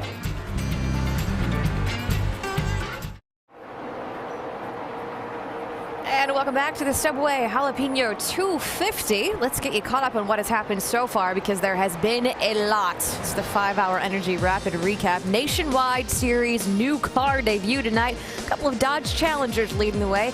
Parker Kligerman started second. Pole sitter, that'd be Brad Keselowski. Yeah, good to see these cars. Got the Mustang and the Challenger and the Impala. A lot of fun seeing the old pony cars back on the racetrack. It's also a big night, too, because Dale Earnhardt Jr. is in that Wrangler 3 car, starting third. And in a tribute to his father on lap 3, fans with 3 fingers in the air. And look who was working for the lead on lap 3. He was coming really, really hard. Brad Keselowski, though, just held on to the charge. But the 3 cars charging up through the field looks like the old time once again. Well, speaking of those Penske cars, almost a huge disaster for them. Lap 32, Allgaier and Brad K trying to get down pit road. Oh, maybe not. Yeah, Michael Annett goes for a spin there, and both of those guys last-minute directions from their spotters and crew chiefs. Don't go down pit road, so they're not caught under the caution. Great save for both of those guys. So check this out. Penske and Gibbs, the cars have won 10 of the last 11 races, and look who's running 1-2 right now. It is Justin Allgaier and Kyle Busch, and that third car. Absolutely, but the question for me is, where did Carl Edwards go? Guys, we got to get some info on that. What happened to Carl Edwards? Paul Menard off the pace, Brad. Tear a fender up or anything? Yeah, it pops. Yeah, it looks like the right front's down there. Well, I think Brad's question about Carl Edwards, I think Carl called in scared there for a little while. He just wanted to get out of that big mess up front. And for the lead, Kyle Busch to the outside, and this time he's got some drafting help from Junior. And Allgaier, well,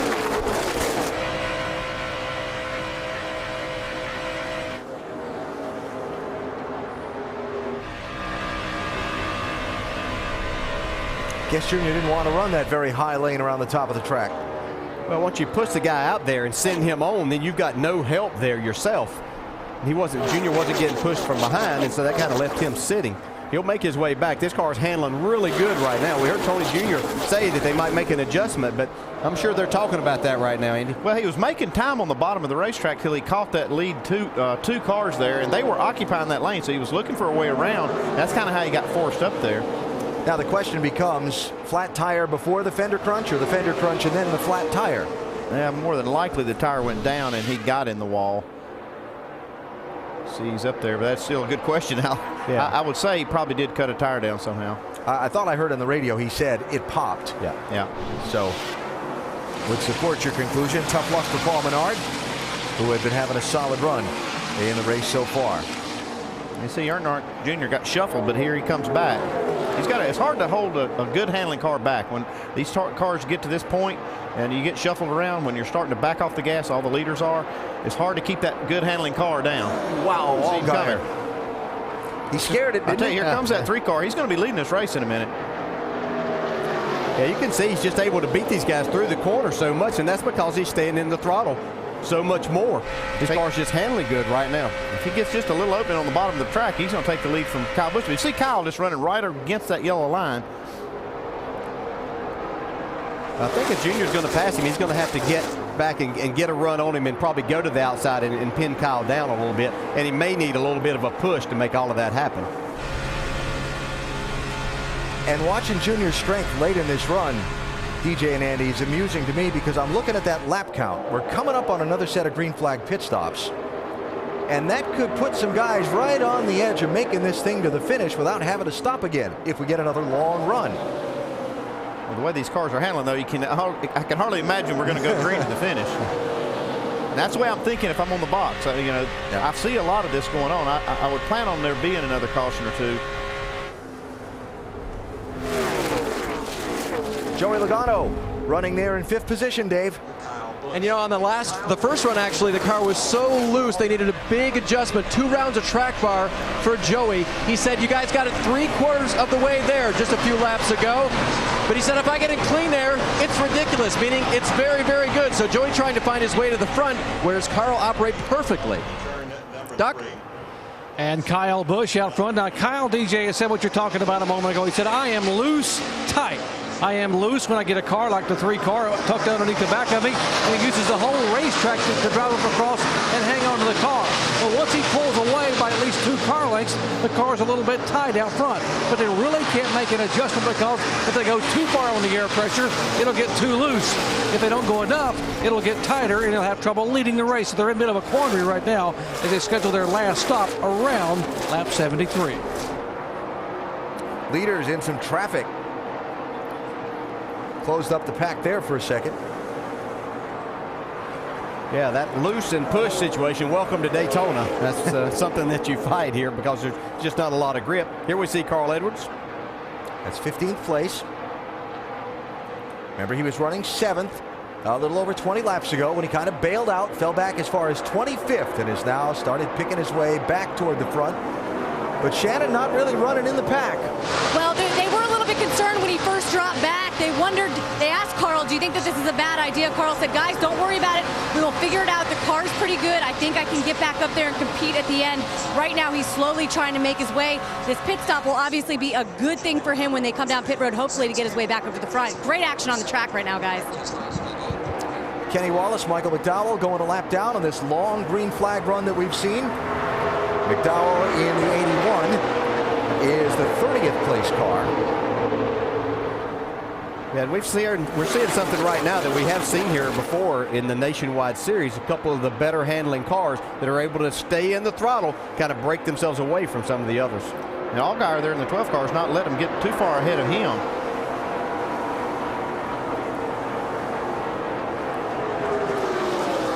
Trevor Bayne had a handful.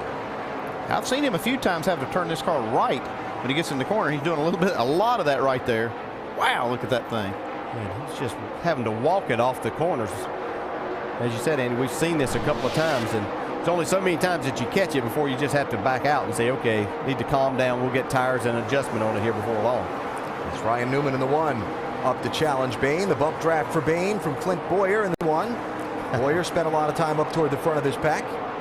Trevor Bain's probably thinking, if you'd just seen me drive off of that turn 4 a while ago, you wouldn't be up here on my bumper like that.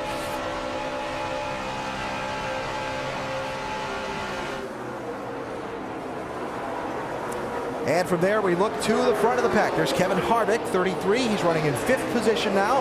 Harvick, one of the guys we think will be a factor at the end of this. And at the top of the stack, Kyle Busch, Dale Earnhardt Jr., Justin Allgaier, and Joey Logano as we close in on what could be the final pit stops.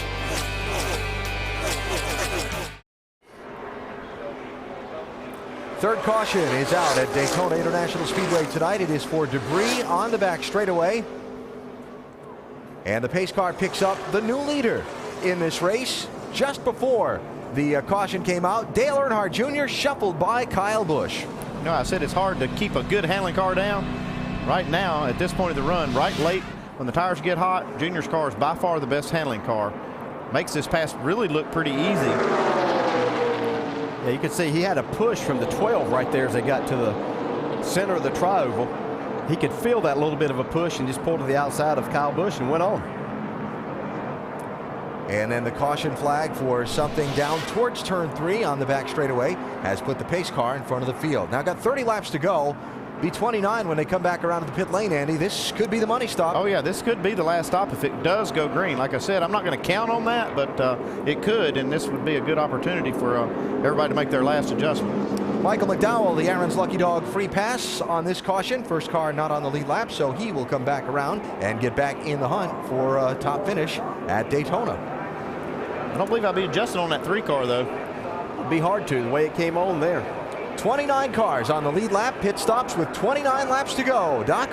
This should be the final stop, AV, tonight. If we stay green, we're going to have triple pits. Toyota, Chevy, Busch, Earnhardt, and Harvick. And Busch slides across the white line. He'll have to back the car up, and it costs him about 2.5 seconds. They will change 4 tires and make a major air pressure adjustment. Dave. Slight adjustment for leader Junior. It's air pressure in both right side tires to help tighten it up on the short run. Shannon. Kevin Harvick says, snug me up, right side air pressure, track bar only for the 33. Mike.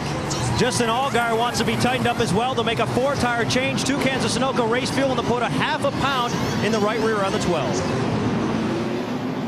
Brad Keselowski overshot his pit. That first stall down toward turn 1, that cost him some time. Yeah, Keselowski and Kyle Busch both slid through their pit stalls. Oh, and a tire, too. Who's that from?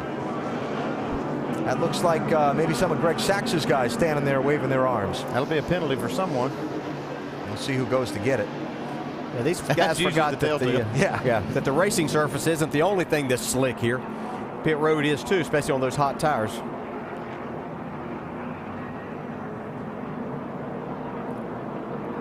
All right, so it was one of Greg Sachs's crew guys. So that'll cost the 88 car. I'll show you the championship leader, Brad Keselowski, the guy that started on the pole tonight. See, just actually underestimated the grip level there, or overestimated it. Yeah, you don't get points for parallel parking in this. Oh, same thing with Kyle Busch. Just no grip, and you don't. The brakes that they run on these cars aren't as good as like what you'd have on an intermediate track and everything. So it takes some adjusting to get used to it. And of course, they're wanting to get in there as quickly as they can, but not any grip to be had.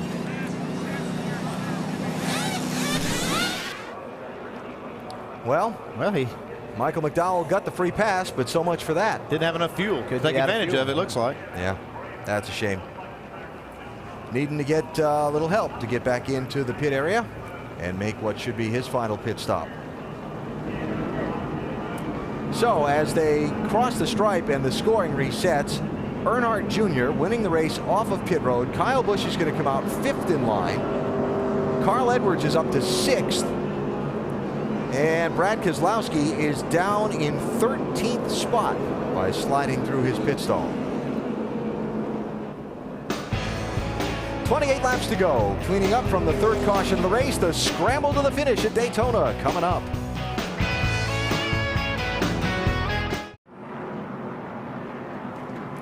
The Subway Jalapeno 250 getting ready to go back to green for what should be a frantic final 26 laps. There are the top 5 as we get set for this late race restart. Greg Sachs has got a doubleheader of penalties coming off this last set of pit stops.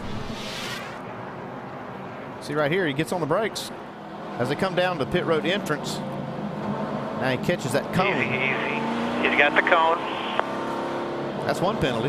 Can't take the commitment cone with you. Then we saw the tire get loose on the pit road. So for either one or both of those violations, Sachs has to go to the end of the line for this restart.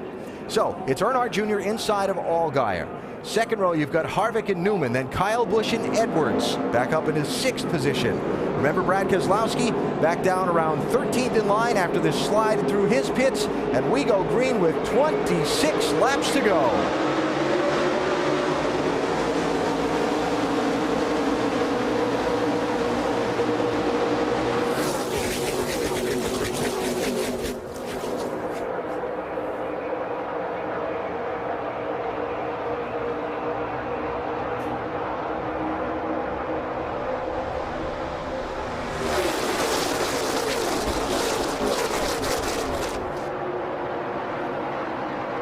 I don't know what it is about these late laps at Daytona, but you just feel the intensity build when they wave that green feel flag. It right there, for sure. It's like, oh. Yep, it's getting ready to get business is picking up right here now. We still have 25 laps to go when they get back here, but these guys are going to be fighting for every spot now. Not much, a lot of taking, not much giving here. They'll be going for the little small holes now. They won't be waiting on a big one to open up. See Carl Edwards, he backed out of it earlier when it got really hot up front. He won't do it now. He'll have to go. He ducked out from behind Ryan Newman. The one car sliding back with no drafting help. Now Newman ducks in the line behind Edwards. Now we got a single file line back through 10 cars. Got to admit, didn't see that coming. Give them a couple laps. They're going to be okay right here. These guys that got down to the inside, they're fine. They're hoping they can run a little bit like that before they start shuffling things. See the front bumper on Kevin Harvick's car already worn out. Sparks flying off for the 3 car. Look at that car dance around. Yeah. Wow.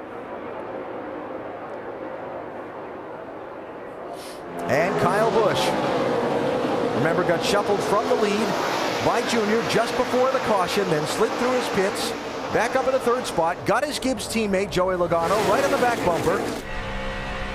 As long as the leaders can hold that yellow line, it's going to force these other cars that want to try to advance to move up.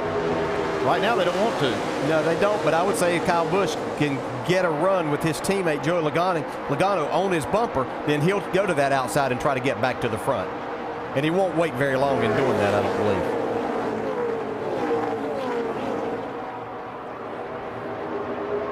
believe. Cagey Kevin Harvick.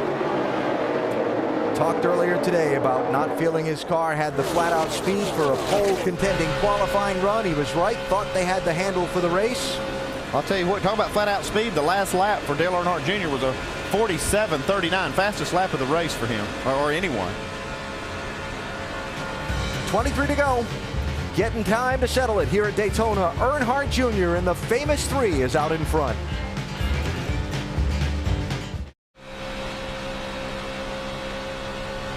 Don't forget, tomorrow morning, NASCAR Now on ESPN2 at 10 a.m. Eastern Time to get you ready for the Sprint Cup race from here in Daytona. And on Sunday, the Eyes on IndyCar Series on the historic road course at Watkins Glen. That's on ABC at 3:30 Eastern Time from here in Daytona. This NASCAR Nationwide Series moves on to Chicagoland. That's next Friday night, 7:30 Eastern on ESPN. Hope you'll be with us for that. We are in for a great finish tonight here in Daytona.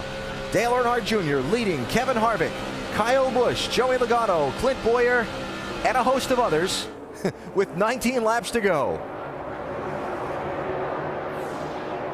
The ones that pique my interest the most are the 2 Penske cars that have gotten together on the racetrack now, 22 and 12.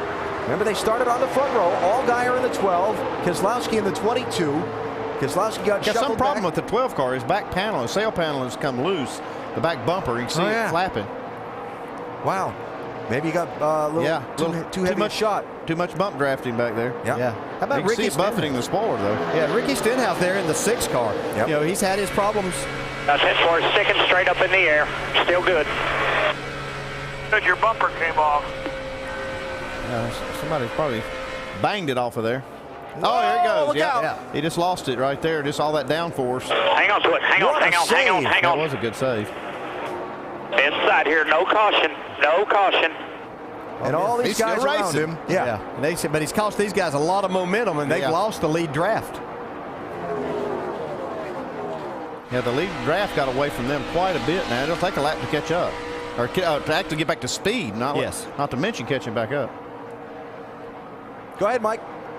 Alan, listening to the radio for the 12, you could sense something like this might be coming.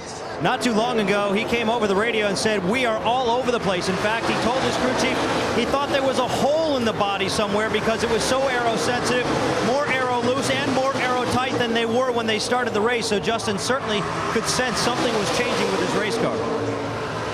Now you can see that sail panel back there is just making it very, very unstable. He's going to end up wrecking it again here if he's not careful. They don't test this kind of thing in the wind tunnel, so they don't know what it's actually doing. There's Chad Walter, his crew chief, getting a good look at it on the radio and getting a battle plan together for his guys when that 12 car comes to pit road. At some point, you got to figure they're going to have to. They're waiting on a caution, but the way this car's driving, they might be the caution. Yeah, and I would have to think that NASCAR's looking at this, wondering, whoa, as he gets really sideways there, he needs to just back out and take it easy and hope that he does get a caution and it's not him. What that is crazy loose. Yeah, 10 forward. You can't afford to get on the bottom here. Just pedal it nice and easy. What that half spin did, as you were talking about, was break the front 7 cars away from the majority of the pack. And that really changes the dynamic of the end of this race for all those guys trying to run for the win. So Allgaier are hanging on, as you said, hoping for the caution and hoping not to be the caution. Junior, Harvick, Busch, and Logano, front 4, trying to break away.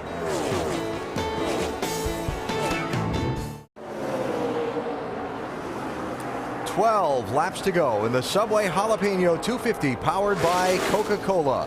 You're watching Dale Earnhardt Jr. lead this race in the car numbered 3, painted up like one of the ones his father made so famous during his glorious racing career. Richard Childress top right. One of the men collaborating on making this a reality, Tony Eury Jr., the man who prepared the car, and Dale Earnhardt Jr. behind the wheel, trying to see if he can stay out in front of this very talented group of guys behind him and bring that 3 car home to victory tonight here at the World Center of Racing. I like his chances, but I'm looking back behind this group, and we talked about how those groups separated. Brad Keselowski is leading this second group back up through there. Been the last few laps about a half a second faster than Junior, so they're going to get there, it looks like. Yeah, and they're going to get a chance too, because at some point in time the 18 and the 20 are going to try to get by. Kevin Harvick's going to also probably try to get out and try to do what he can to win this race, so that's going to allow them once these guys get side by side. Clint Boyer and Ricky Stenhouse Jr. 5th and 6th, tucked up tightly together. You mentioned what a nice job Stenhouse has done tonight. He really has. He qualified well. He drove his car smart through the first part of this race, and now he's got himself up here with a chance to get a top 5 finish. We've documented the troubles that he's had, but this is a great night for him. One thing you got to do too is give him credit for knowing how he needed this car to handle and getting it set up for the race and having a good handling race car, because that's what's kept him up there. Doc? Exactly, Andy. They made major adjustments on that first stop with track bar and wedge and air pressure. But he told him, he said the car is now good in, a little bit free coming off, and they said just drive it and be comfortable. He told me before the race that his run at Loudon last week had given him so much confidence, and that's what made the difference in qualifying today when he qualified 6th and now trying to hang on and maybe, just maybe, get his first top 5 finish of 2010. Doc, interestingly enough, in a news conference earlier today here at the Speedway, NASCAR Chairman and CEO Brian France said that changes may be coming to this nationwide series to ensure that seats remain available for young drivers and new teams like Stenhouse, a young talent trying to build his way up the racing ladder. It's always a balance, though, between having all these Cup stars and great race car drivers in the series for the young guys to learn from and having enough available seats. Jeremy Clements has been coasting on the apron. It looks like he's going to make it back around to pit road. Yeah, he is it. That's him there rolling in. So we stay under the green flag. 29 cars on the lead lap, 9 laps to go, Dave. And Alan, when you think about the paint scheme on this 3-car and why Junior chose it with the entities that all agreed to doing this over all the others he had the options on, it's interesting to hear his answer on that. We talked to him in qualifying today. He was a little bit jealous when Martin Truex got to use it in 2004 on his way to his first of 2 nationwide championships. It was his favorite paint scheme that his dad ran growing up. And even recently, he's used it to design his own cars when he races online. He said, I wanted to make sure that if I ran this 3 one last time, that it was going to be in this paint scheme, the one that was my favorite whenever my dad drove it. Running this car tonight, the collaboration between Teresa Earnhardt, Richard Childress, and Dale Earnhardt Jr. And right now, I can tell you, just from watching the fans on the property earlier today, there are a lot of Wrangler yellow and blue 3 shirts in this grandstand. If he's able to hold off this snarling pack of drivers, it's going to be an awfully loud ovation. Yeah, you see, it's just a 4-car pack right there, but now Keselowski has got up to Stenhouse, and he's been catching this group 3, 4, 5 tenths a lap. I think he's going to get right to them it looks like at the end of the race. Yeah, Ricky Stenhouse did a nice job there. He saw the 22 coming. He pulled out to get around the 21 and used Brad Keselowski's push to get himself up in the 5th spot. And they do continue to catch this lead group.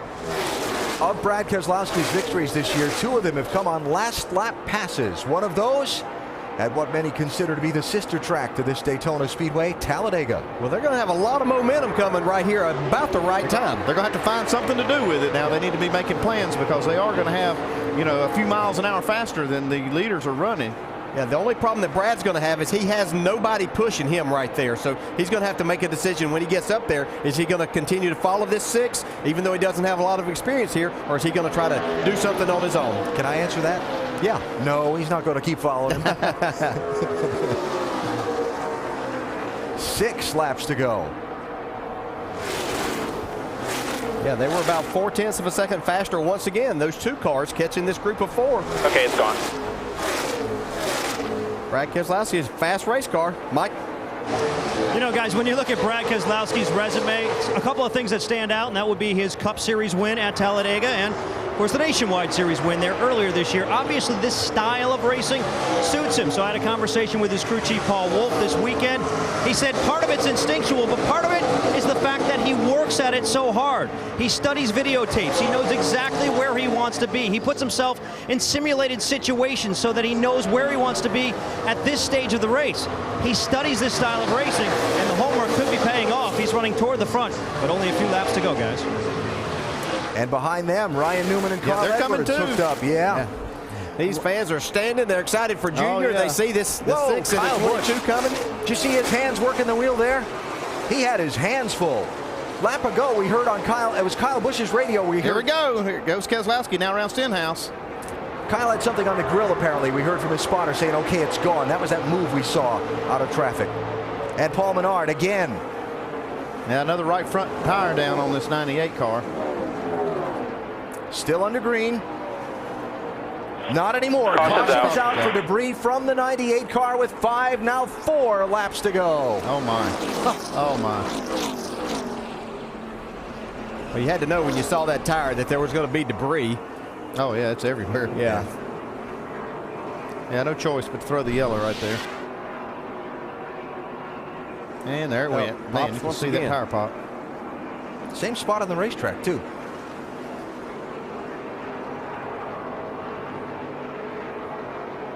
After the first one, came back, got on the oh yeah, look at all the debris. Yeah, there's a little bit there. Yeah. Oh, people hitting it too. All right, Mr. Champion Crew Chief. Man, do you pit? Let me set you up here. Got 28 cars on the lead lap. You're probably looking at, if not a green-white checker finish, something a very short run. Yeah. Oh, my goodness. Let me tell you, Andy, before you answer, that I did see a crew chief yesterday and was talking to him. He said that even with 5 laps to go, that tires were going to be so important with these cars, with the way they drive, that they were going to have to come get tires. Yeah, and you see all the debris, too. That's going to probably make my decision to come get the 4 tires. If I was on the fence after driving through all this debris field, I would really want tires, but man, that's such a tough decision. And so I'm figuring that with the amount of time it's going to take to clean up all that debris, we are probably looking at a green-white checker.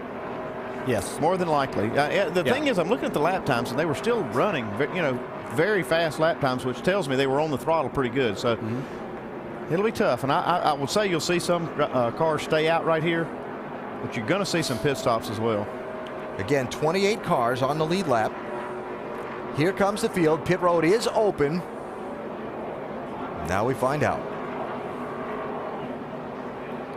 And Harvick looks. Kyle Busch, Kyle Busch takes it and brings a bunch of cars with him. Yes. 6 staying out at least at the front, Doc. And originally, Kyle was going to follow the leader and do only what the leader did. In fact, Jason Reckless said, if you come, we're going to go 2. And Kyle called it off, said, no, I want 4 tires if I come, and I may just come. So he did 4 tires, no changes. Let's go down to Mike. And Ryan Newman also on pit road looking for some fresh rubber. Right side onlys for the 1 car. Carl Edwards on pit road. Justin Allgaier getting that back panel repaired as best they can. I have nine cars not stopping on this, and included Dale Earnhardt Jr., Kevin Harvick, Joey Logano, and Brad Keselowski. Oh, what a finish this is going to be. Yes, sir.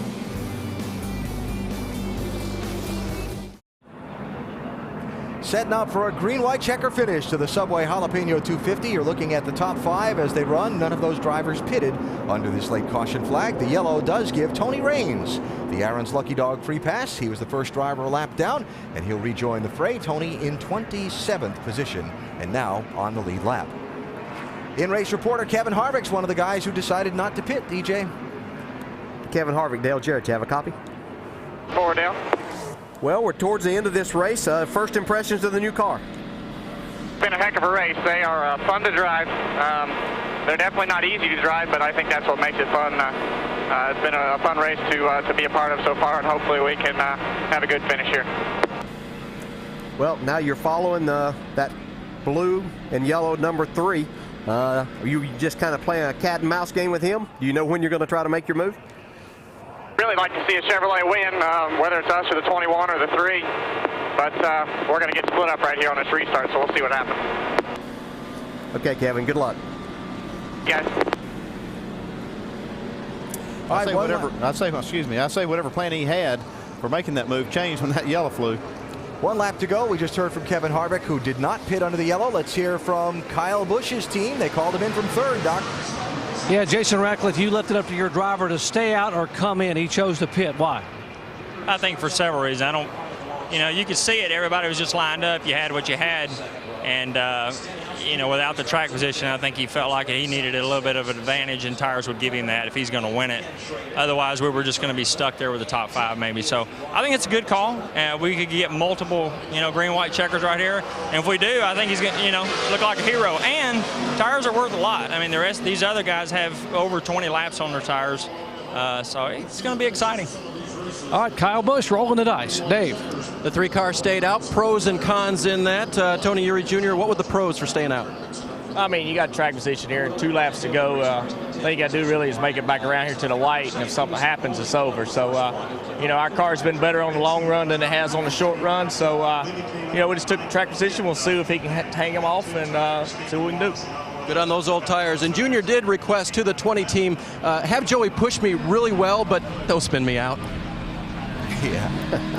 All right, so to reset it for you, the top 8 drivers did not pit for tires. You're looking back through that at the top of the screen. Sorensen's dropping back, pitted too soon.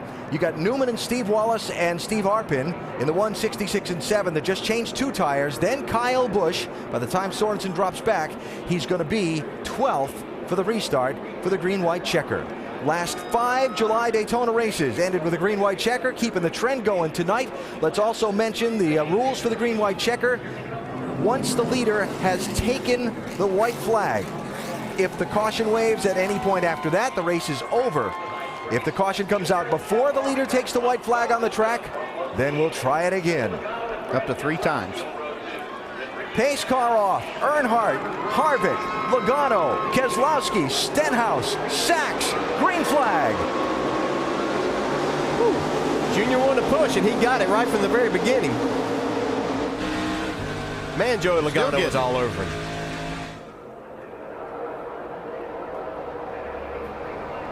Here comes Harvick and Keselowski back on the outside, though. Brendan Gaughan bobbing into the outside lane, coming into the picture. 62 car with a push from Clint Boyer. Whoa. Contact there. They keep him straight for now. That was Kligerman on the back of Harvick. Gaughan with a run to the outside, now bump to the inside. Yeah, the bump drafting's getting a lot harder here, and I'm not sure these guys can keep control of these cars like that. Meanwhile, Earnhardt Jr. and Logano have shot out ahead of the pack. If they get to the white flag before a caution flag, then the race is in its last lap. Looks like they're going to do that. White flag in the air. White flag at Daytona.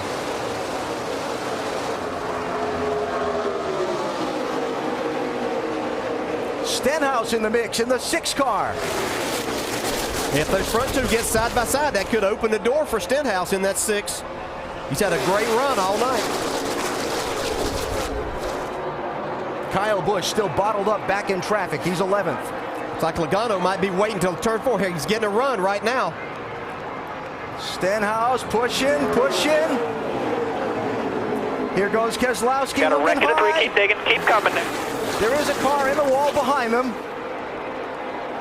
Here they come to the checkered flag. You got him, man. And Earnhardt is going to drive a number 3 car to victory lane at Daytona again. Dale Earnhardt Jr. wins.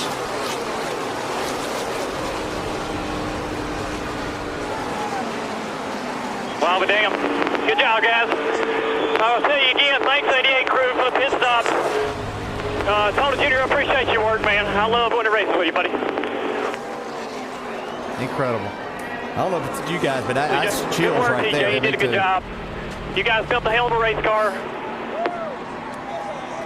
The car that got in trouble was Brendan Gaughan, Appreciate you, Richard. who has driven around and limped across the finish line. Kelly. Wow. Andy, I know you didn't work on the Wrangler car, but you did work on that 3 with Dale. It's great to see this. This is something I'm glad just to be up here to witness.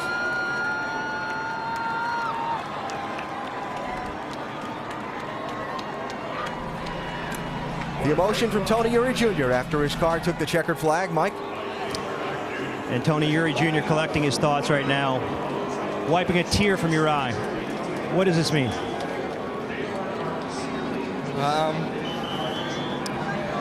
Man, you know, we lost everything here, and to come back with that number and do this, that means everything. Can't follow that up, guys. You can hear the emotion. A very, very special win for everybody involved with the 3 team. Alan?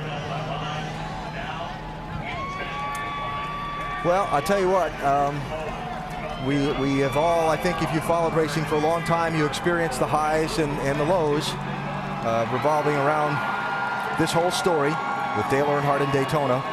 But I think for Dale Earnhardt Jr. and I think for these fans, they're going to revel in the highs right now.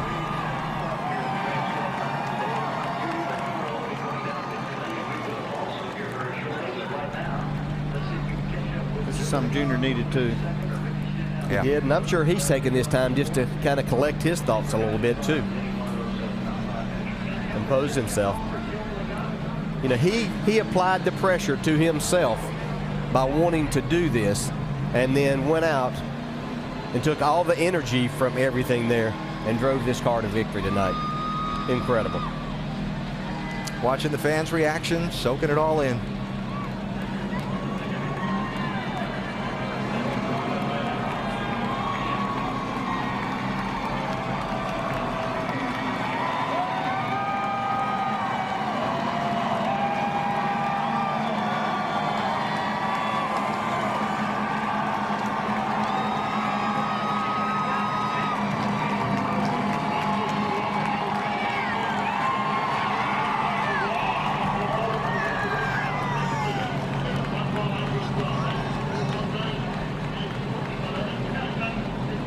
Can only guess what's going through his mind right now.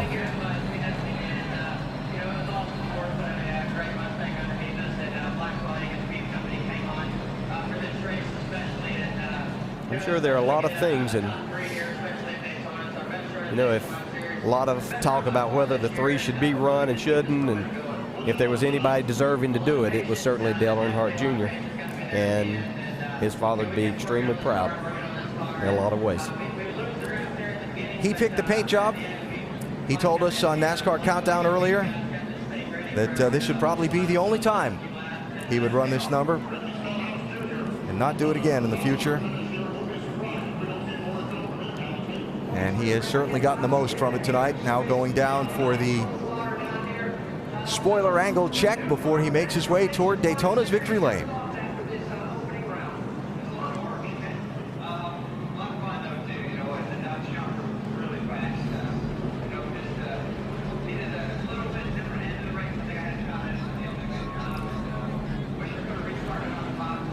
And all clear, and on he goes. And as I say again, I can only imagine the thoughts that are going through his mind on that cool down lap. And while he drove around, his crew all waiting for him.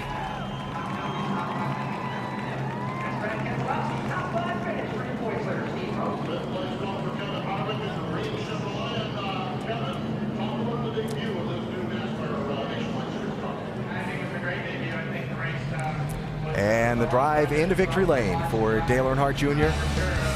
right now. We'll talk to him and find out what those thoughts are in just a minute. Earnhardt wins at Daytona.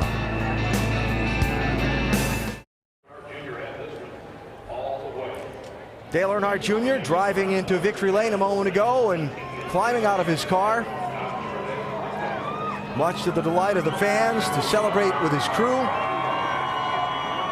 After a wild finish at Daytona that saw Earnhardt Jr. hold off the rest of the pack. Now, let's take you back to that last lap and show you the trouble. Brendan Gaughan, 62, Trevor Bayne, 99. Oh, got clipped just barely by the 99. See, Trevor Bayne gets a lot of damage also. And that was all behind the leaders, up at the head of the pack. The caution flag did not get waved, and the lead pack steamed to the finish line. Junior had enough to hold off Logano, Stenhouse, Keselowski, and all the rest. And Dale Earnhardt Jr. has won tonight here in Daytona. We go to our Wrangler Victory Circle now and hear from tonight's winner. So, safe to say you were anxious to get out and celebrate this great victory? Yeah. I don't know where to start, who to start thanking. Liz is so long. I want to thank Wrangler first off. I told him I wanted to run this paint scheme this year. I didn't, we weren't asking for more money. We just carve off a little bit of what we had in the personal service agreement and we'd make it work. I love working with them. They're such a great company. So I want to thank them. I want to thank, in no uncertain order, Rick Hendricks Motors, the engine program stepped it up for us, and that's what wins races here. So I want to thank those guys. They deserve a lot of credit. I want to thank the fans here tonight. I didn't want to do a burnout, tear the motor up, because we just said we got to learn what we gained on the motor, take it back, and try to figure out how we can make it better, see how the wear was and stuff. But I want to thank the fans for coming out. It was a great crowd. My JR Motorsports teammates and all the guys at the shop, the 88 crew pitted the car for us. I want to thank them for doing that. Everybody just volunteered for this deal. So I feel lucky. I feel real lucky. I was so worried that I wasn't going to win because nothing but a win, was good enough. Yeah. Well, just for everybody in the world, if you didn't win, it was what a waste of time. Why to do it? So I worked hard to try to win it, and not only for Daddy, I'm proud of him going in the Hall of Fame, and he would be proud of this, I'm sure. And just all of his fans. He has so many great fans, not just mine. This is for his fans. Hope that they enjoyed this. This is it. No more three for me. We'll win, and this will be it. That's it. You drove up by the wall. You looked into the eyes of a lot of them. What'd you see up there? Oh, I don't know, man. I couldn't see that good. A lot of sweat, and I just... What'd you feel? Didn't want to do a burnout because I wanted to tear this motor apart and see what we did, how we improved, and it's emotional, I'm proud of myself.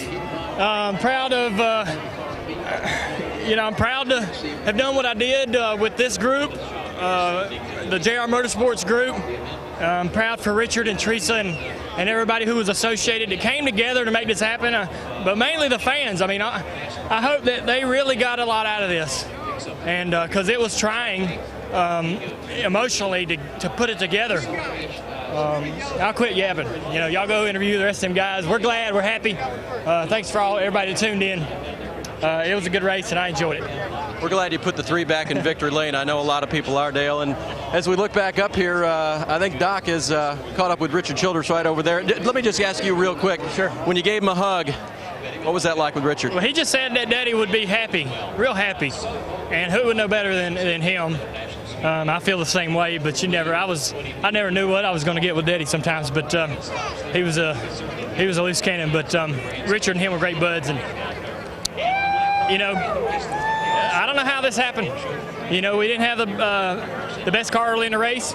The 20 car had to run on the back straightaway. I thought the race was over. The 6, he ducked out to try to look, and the 6 didn't go, so he pulled it back in. Who knows what would have happened there, but these things are a lottery, and I just feel real lucky to have won the race and the whole package with the car and team and Richard and everybody else, just real emotional. But I'm glad for him. Here, I want everybody just to be happy. You know what I mean? That's all I want. I think they will be, because you have a heavy right foot and big shoulders to do this, Junior. Thank you. Let's go to Doc. Just a few feet away from where Dale Jr. is celebrating Richard. So many wonderful memories. So what does it mean to you now to see that 3 car back in victory lane? Well, it's really special. You know, I know how much has been put into this by Dale Jr., Kelly, their whole race team. And when Kelly came to us and put it together, I thought it was a great tribute to Dale. To see Dale Jr. here in Winter Circle tonight, the look on his face brought back many memories of when I saw the Dale Sr. here. Talk about the memories. I didn't think I'd ever see you with the black 3, blaring a hat with a black 3 on it. You said 10 years ago you probably would not have a 3 car on the racetrack again.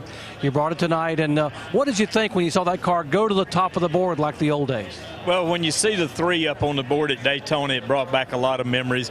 Dale Jr. ran the 3 for us here in 2002 and won the race here, and here he is tonight, won another race, so it's special. Would you consider running it again or down the road in the future? I mean, it was such a special night for the fans who enjoyed it so much, and obviously it brings back some success for RCR, Teresa Earnhardt, and Dale Jr. No, we don't have no plans on running it. My grandsons run it. Both of them run it. One runs it in the truck and the other one in the K&N series, but we don't have any plans of bringing it back anymore. Dale Jr., when asked a moment ago, said you told him when he came into victory lane his daddy would be very, very proud of him tonight. Obviously, I know Dale looking down. If he were here, what do you think Dale Sr. would say right now? He'd be very proud.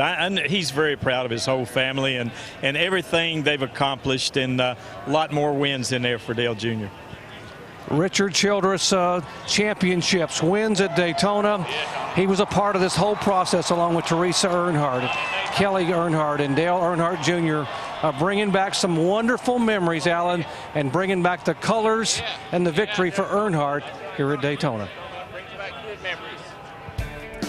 A great night here at Daytona, Doc. You heard Dale Earnhardt Jr.'s words a minute ago. Winning was everything tonight. And he got to the checkered flag first in that number 3 car at Daytona. An emotional victory for Tony Geary Jr., who headed up putting that effort together. And the fans leaving the speedway so very happy tonight as the sport's most popular driver has driven the number made famous by his father to Daytona's victory lane. Subway Jalapeno 250 at Daytona is brought to you by Subway Restaurants. Subway, race hard, eat fresh. Touch of Gray gets rid of some gray, never all. And Comfort Inn. After a long day of vacation, relax with Comfort Inn. Well, it was quite the project to take on for Dale Earnhardt Jr., Teresa Earnhardt, and Richard Childress to collaborate on fielding a number 3 car to honor Dale Sr.'s induction into the NASCAR Hall of Fame this year. Jr. chose to do it in a paint scheme reminiscent of when his dad left Rod Osterlund and first teamed up with Richard Childress. The weekend, one of extreme focus for Jr. The fan salute on lap 3 when he tried to take the lead. Well, he had the lead when it counted most, and car number 3 went to victory lane tonight. And a special moment for Earnhardt Jr. and Richard Childress tonight as they have won here at Daytona. Talked about just before the start of the race how when you look at the record books, the first 2 lines in the Nationwide Series rundown at Daytona are Earnhardt and Earnhardt. Well, Jr. gained another one on his dad in the win column. He's closing on him.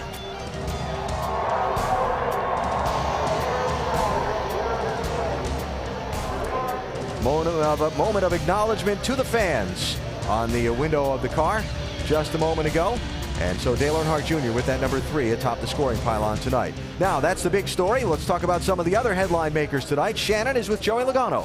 Well, if you have to finish second at Daytona, probably the best person you want to finish second to is that number 3 car. Joey Logano, everyone was holding their breath on that last lap. What was it like for you? Man, I was trying to win it. I'm not gonna lie. I was trying as hard as I can, and I had a good restart and pushed a 3 way out there. And I said, all right, this is gonna be good. When the 6 gets back to me, I'm gonna have something to be able to pass him here. And my whole plan was to get him into 3, get the run down the back straightaways. That's where I was gaining my biggest run throughout the whole day, and get him into the turn and side draft him and try to win the race that way. And the 6 was coming to me, got to me. I was like, all right, here we go. And I started peaking high just so he knew it. And then I saw him peaking low, so I was like, he's not going to go with me, I don't think, here. So, I felt like I was going to get hung out, so I went back to the bottom. And when I went back to the bottom, I shoved the 3 out. So, I guess the good news is I probably gained a lot of fans by getting the 3 back in victory lane, which is pretty cool to see the 3 back in victory lane, by the way. But I wanted to get the Sport Clips Toyota in victory lanes. I thought that'd be cooler for me. But, it's cool, but I want to win races. Second doesn't mean much to me in a nationwide car, so I want to have trophies. Joey Logano definitely wants to get to victory lane, but pretty cool to push that 3 there. Mike? And your championship leader, Brad Keselowski, very much in the thick of things at the end of this race. It came down to restart. You were on old tires. What was that like? Well, the tires are just worn out, and Kevin was spinning his tires, Dale was spinning tires, and you just don't want to run into each other and cause a big wreck and ruin our day. So came with a solid finish. Feel like we had one of the best cars, and just didn't quite catch the right brakes, but really proud of everybody at Penske Racing. They've been working hard and building this new car. Has got all these guys on overtime, and they busted their butt and gave me one of the best cars. So kudos to them, and congratulations to Dale. He's a good friend of mine, so glad to see him back in victory lane. Kudos to Brad Keselowski. His championship point lead now 277 markers, the largest lead he's had all year, Alan. A gain of 30 on the night at Daytona. As we look at the standings, talked about whether Brad would yard Carl Edwards or Carl would gain a chunk of ground. Well, kind of a standoff, which doesn't do anything good for Carl's championship hopes at this point in the season. More post-race from Daytona in just a minute.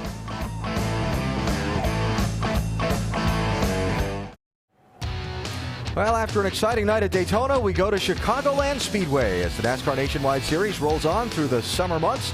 You can join us at one of these upcoming races by checking it out at NASCAR.com/tickets or the number at the bottom of the screen. Got some great venues coming up. The short track at Indianapolis, O'Reilly Raceway Park, Iowa, the road course in Watkins Glen, Michigan. The next time we'll see these new Nationwide Series next generation cars.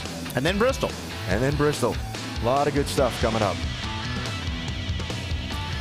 So on the night tonight, the track, turn 2, seemed to be okay. Never heard anybody complaining about that. The new cars, wild but great. Yeah, they did. They were a little bit shaky as far as the way they looked, but they still handled okay, and it was an exciting finish. And the 3 car went to victory lane again. Yeah, and he showed just why he's literally one of the best to ever drive here at Daytona, Dale Earnhardt Jr. And, if you look down the list a little bit, Jack Roush has to be pretty proud of his young guys. Ricky Stenhouse Jr. finishing 3rd and Brian Eichler at 9th. 2 guys in the top 10 for him. Kyle Busch came back to 7th after the 4-tire pit stop.